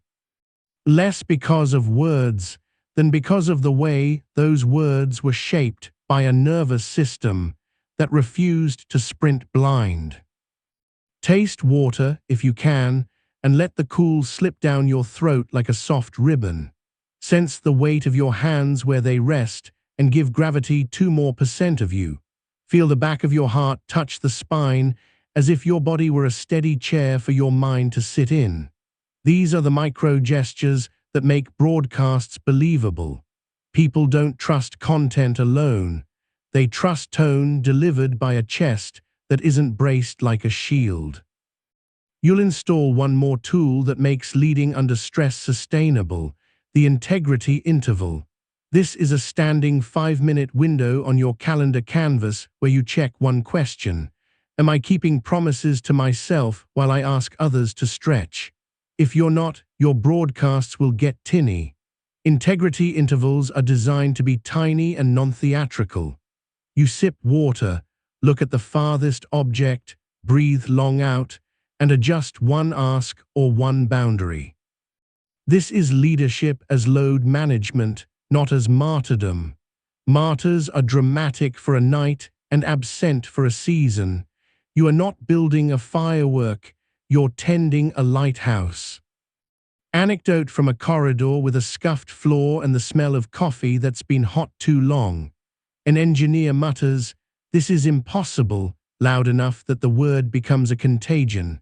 Old reflex would have been to joke or push. You walk over and run a quiet calm at 1-to-1 scale. "We're pushing a lot through a narrow window." Their jaw softens. "Bodies hate that, mine too," a ghost of a laugh. We still have leverage. The last 2 tests passed, and the pilot audience is friendly. Their eyes come back to you. "Let's pick the smallest proof we can run in 20 minutes and then decide." 22 minutes later, the proof lives. You ping the channel with your beacon line: "Here's what's true, here's what we'll do," and you attach the proof. The contagion shifts valence. Impossible is replaced by "we moved an inch." Inches make days. Another sensor check. Notice the temperature on your cheekbones. Feel the skin on your forearms as air brushes hair you never pay attention to. Hear your own swallow and treat it like a bell. This is what it feels like to be a human tuning fork. You keep your own note so others can find theirs, and you do it with muscle memory rather than speeches. Add a micro practice called the warm start. Before any group moment that could spike, you say one sentence to seed safety: "We're allowed to be wrong as we get this right," or "we can change our minds in here," or "we'll speak to each other's good intent even when we ask hard questions." Warm starts aren't disclaimers, they're micro contracts. They tell the mammal part of the brain that the room is not a hunting ground. Warm rooms move faster. There is a temptation to perform calm. Performance fractures under real heat. Broadcast calm instead: short, honest, body first. If you're shaky, say, "I'm a little amped. Here's what that means for pace." You haven't failed, you've modeled. People don't need statues, they need truthful anchors. Let's bring it home in a relationship scene. Evening, dishes stacked like a small skyline, steam fogging the lower half of a window. A partner says, "We never take a break," and something in you wants to litigate calendars. You breathe until the exhale softens your belly. Calm, intimate version. Context: we've run 3 full weeks. Their shoulders drop because the line is true. Bodies are thin and quick to spark. Their eyes say thank you. Leverage: we have Friday night open and your sister offered Saturday for the kid. A hint of light. Micronext: tonight we pick one thing that makes Friday feel like a break. Bridge and beacon adds the rhythm. Same question every Thursday: what makes Friday lighter? The ritual sticks.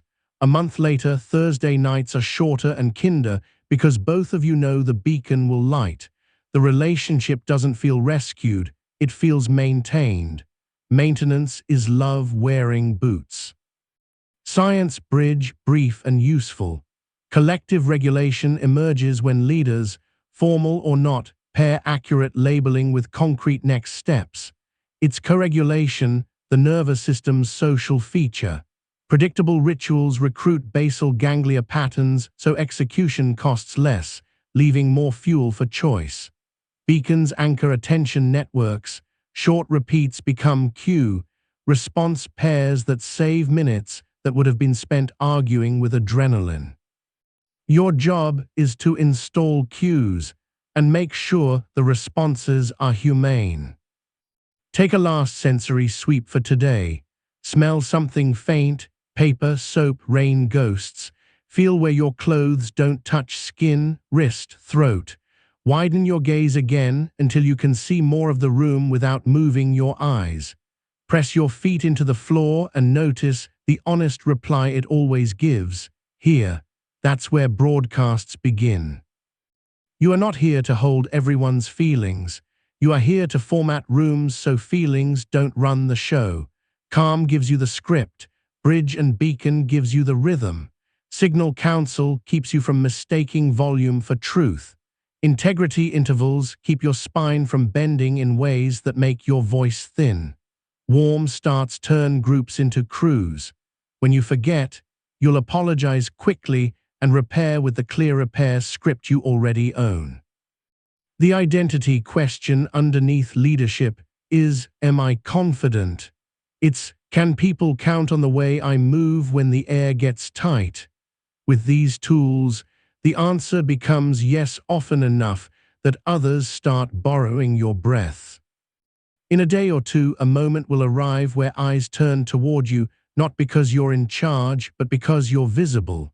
You will feel the microlift in your chest that says, now, plant, anchor, speak the context, name the human animal, point to the leverage, name the inch, build the little bridge and light the small beacon, then do the inch you named. The room won't erupt in applause. It will inhale together. That inhale is the sound of chaos losing its monopoly on momentum. It's the sound of your practice made public, quietly and well. You've practiced the lever in dozens of moments. Today you turn the lever into a life. This isn't about adding more frameworks. It's about weaving them into a single operating rhythm that endures when you're tired, rushed, praised, or ignored. We'll seal the work with 2 final structures and 1 vow. The structures are the pause compass and the echo edge review. The vow is small and radical. I move 1 wise inch, no matter the weather. The pause compass points you back to center when you forget which way wisdom lives. The echo edge review ensures experience becomes skill instead of scar tissue. You won't become invulnerable, you'll become reliable. That's better. Reliability is how self-trust grows tall and quiet. The pause compass has 4 points that match how a day actually moves. North is now, sensation and breath. East is explain, language and story. South is small, behavior you can do in 60 seconds. West is wise, values and direction. When stress hits, you turn the compass clockwise. North, notice 1 sensation and lengthen the exhale. East, name the movie you're in and speak 1 coach sentence. South, take 1 micro step. West, check your commitment compass, clarity, connection, craft, or care, and aim your step there. 1 circle can take 30 seconds. In a crisis, a single lap is enough to stop damage. On a normal day, 2 or 3 laps stack into momentum without you ever needing a drum roll. Feel your body as we set the needle. Cool air at the rims of your nostrils on the way in, a warm ribbon on the way out. The chair supports you, let 2% more of your weight meet it. Hear the faintest sustained sound in your environment, the electrical hiss you usually ignore. Loosen your jaw by a hair so your tongue can settle heavy and calm. North is not a metaphor, it is the instrument panel that makes every other move possible. East is the place words live. You already have the inner coach switch and the language lever. On the compass, East is where you run 1 clean line that keeps your mind from chewing itself. Notice heat in chest. Normalize body's spike before clarity. Nudge 1 inch. or anxiety is here, I haven't yet taken a step, I'll write the first sentence. East is not poetry, it is a handle. People who survive storms carry handles, people who don't try to carry weather. South is all the small steps you've learned to love. The 5% edge, the one-breath commit, the box and bridge note, the micro yes. South is where you earn the identity line you want to believe. If you want to be the person who chooses under pressure, you have to choose something under pressure. The step makes you real to yourself. West is why you care. You've watched choices snap when they're severed from values.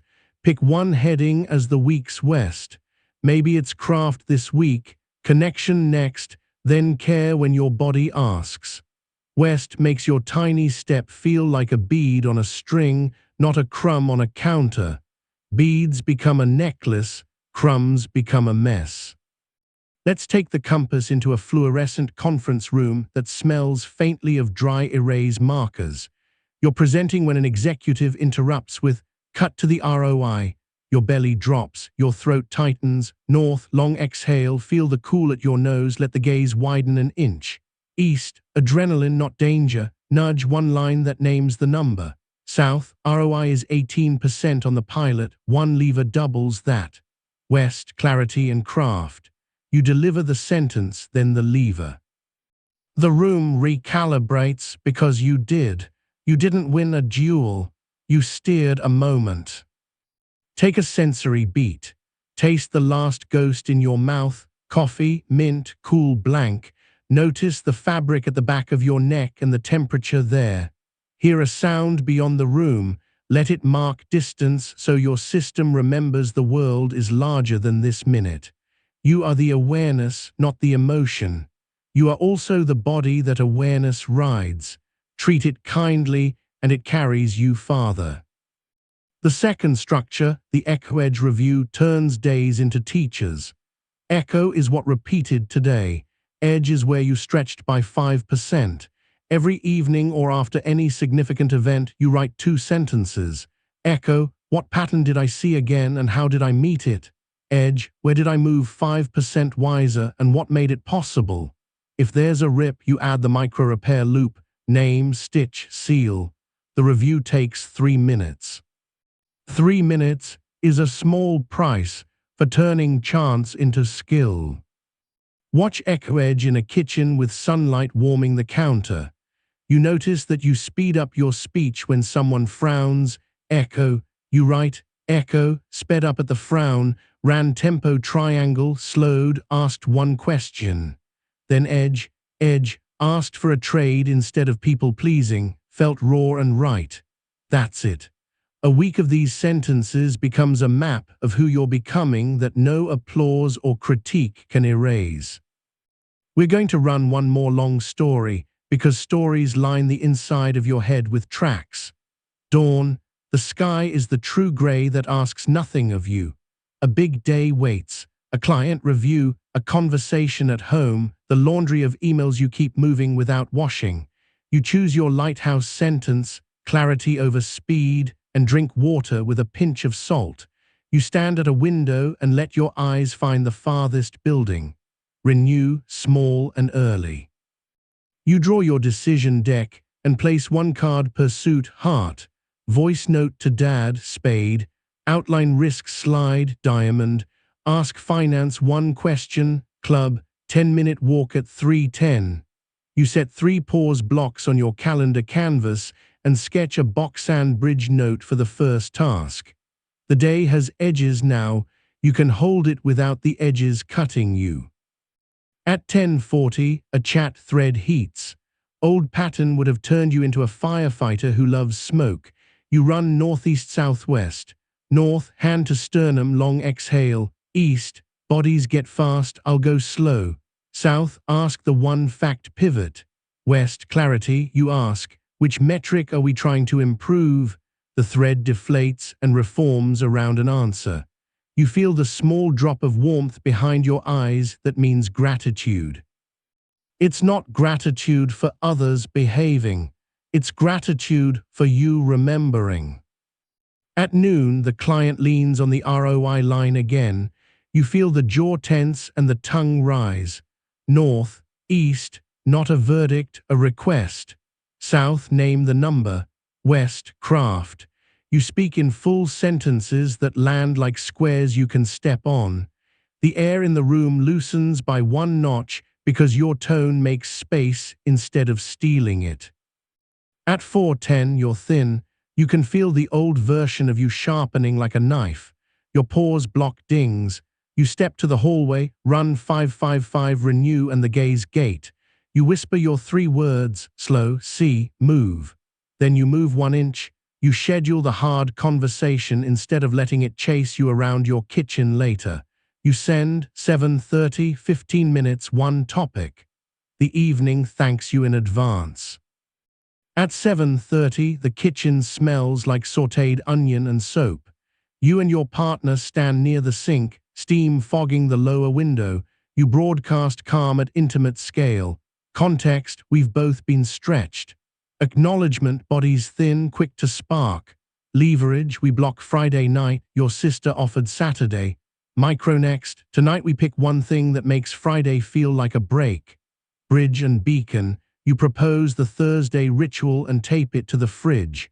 Words don't save love. Rituals do. At 9:20, you run the Echo Edge review. Echo, sped up at frown, used tempo triangle, slowed, asked 1 question. Edge, said no with a trade, felt raw and right. Micro repair, rip, tone at 2:10, stitch, 1-line follow-up, seal, done. You add the downshift docket. I closed, I'm carrying, morning me will start with. You step outside for 80 seconds, eyes on a far light. The cool air writes a soft line through your chest. When you sleep, you don't consolidate panic, you consolidate plans. This is the secret nobody teaches on purpose. You now own it. Take a breath and feel the slight expansion under your collarbones when you inhale with ease. Notice your peripheral vision widen without moving your eyes. Hear the smallest click of your own swallow and let it be a bell. Your body is learning your voice. It is learning that when you say closed, it can believe you. That belief is the root of rest. You will forget all of this on some future morning. You'll sprint through the first half hour and wonder why the day feels like running in sand. When you notice, you won't scold. You'll whisper, I'm back, and put your feet down. Plant, anchor, understand, select, execute, 3-channel check, Window-Widen, 2-minute triage, tempo triangle, response budget, calendar canvas, elastic boundary, no-say ladder, senior shift, rail setup, lighthouse, focus fence, 2-track day, inner coach switch. Language lever, emotional alchemy ladder, script shelf, 3-word reset, renew microclosure, time horizon flip, battery board, 2-key door, choice cascade, friction map, decision deck, 4C debrief, after arc micro repair loop, calm broadcast, bridge and beacon, pause compass, Echo Edge review, not all at once, 1 or 2 at a time. You're not stacking armor, you're layering clothing appropriate to weather. We'll mark the identity shift out loud because saying it seals it. You are not aiming to never feel heat. You are becoming the person who treats heat as information. You are not chasing a life without friction. You are building a rhythm that turns friction into traction. You are not trying to perform calm. You are practicing formats that make calm arrive often enough that others borrow yours when they lose theirs. You are the awareness, not the emotion. You are also the craftsperson of your days, the architect of your edges, the steward of your system, the tuning fork in rooms, and the adult who repairs quickly. You don't need permission to live like this. You need reps. Reps are minutes. Minutes are yours. A last story to carry in your pocket like a smooth stone. You're at a crosswalk late at night. The city air smells like rain and distant food. A message glows on your phone with a tone that once would have owned you.